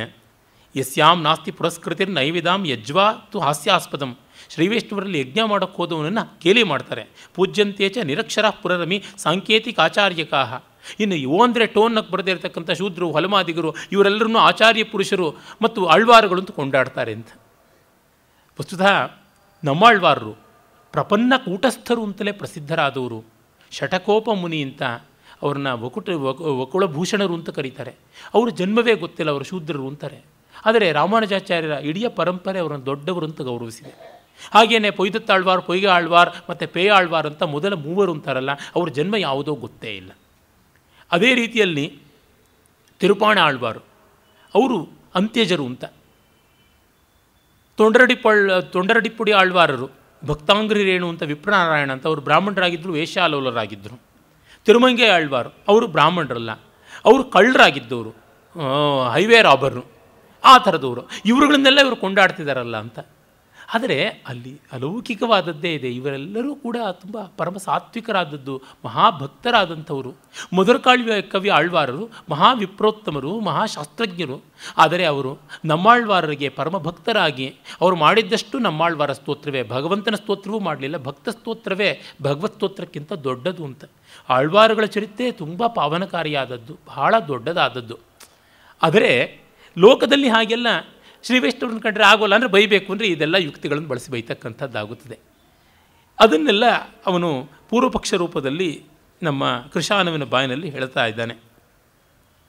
ಹಾಗಾಗಿ ವೇದಾನಾಂ ಅವಹೇಳನಂ ವ್ಯತಿಹತ ವರ್ಣಾಶ್ರಮ ಪ್ರಕ್ರಿಯಾ ಗೋಷ್ಠ್ಯೇ ದುಷ್ಕುಲಿ ಪುಷ್ಕಲೀಕೃತ ಪುಷೆ ಕಸ್ಮೈಚಿದಸ್ಮೈ ನಮಃ. ನಮ್ಮ ವೈದಿಕ ಗೋಷ್ಠಿಯನ್ನು, ಬ್ರಾಹ್ಮಣ ಗೋಷ್ಠಿಯನ್ನೆಲ್ಲ ಕೊಚ್ಚೆ ಮಾಡಿಬಿಟ್ಟಿದ್ದಾರೆ. ಹಾಗಾಗಿ ಇವ್ರನ್ನ ಬಿಟ್ಬಿಡಬೇಕು ಅಂತ. ನಗಾಹಂತೆ ಗಂಗಾಮಪಿ ನಟ ಜಟಾಸಾರ ಇತಿಯೇ ನ ಮಜ್ಜಂತ್ಯಂಬೋಧೌ ಲವಣ ಸರ ವೇಷಂತಕ ಇತಿ ನ ಪಂಚೈವಂ ಗವ್ಯಾನಪಿ ಪಶು ಶಕೃತ್ಸಾರ ಇತಿಹ ಪಿಬಂತ್ಯೇಷಾಂ ದೋಷಾನ್ ಕೈಹ ನಿಪುಣಃ ಸ್ಯಾತ್ ಗಣಯಿತು. ಇವರು ಗಂಗೆಯೂ ಕೂಡ ಶಿವನ ನಿರ್ಮಾಲ್ಯ ಅಂತ ಮುಟ್ಟೋದಿಲ್ಲ. ಗೋವಿಂದರಾಜೀಯ ಭಾಷ್ಯವೇ ಇದೆ, ರಾಮಾಯಣದ ಮೇಲಿರೋ ವ್ಯಾಖ್ಯಾನವೇ. ಭವಾಂಗಪತಿತಂ ತೋಯಂ ಪವಿತ್ರಮಿತಿ ಪಸ್ಪೃಶು ಅನ್ನುವ ಮಾತಿಗೆ ಗೋವಿಂದರಾಜ ವಿಕಟ ವ್ಯಾಖ್ಯಾನ ಮಾಡ್ತಾನೆ.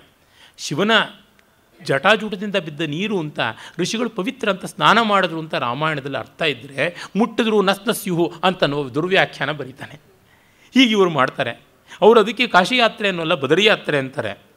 ಮತ್ತು ಸಮುದ್ರ ಸ್ನಾನವನ್ನು ಮಾಡೋದಿಲ್ಲ ಇವರು, ಅದನ್ನು ಒಂದು ಕುಂಟೆ ಅಂತ ಭಾವಿಸ್ಕೊಂಡು ಬಿಡ್ತಾನೆ.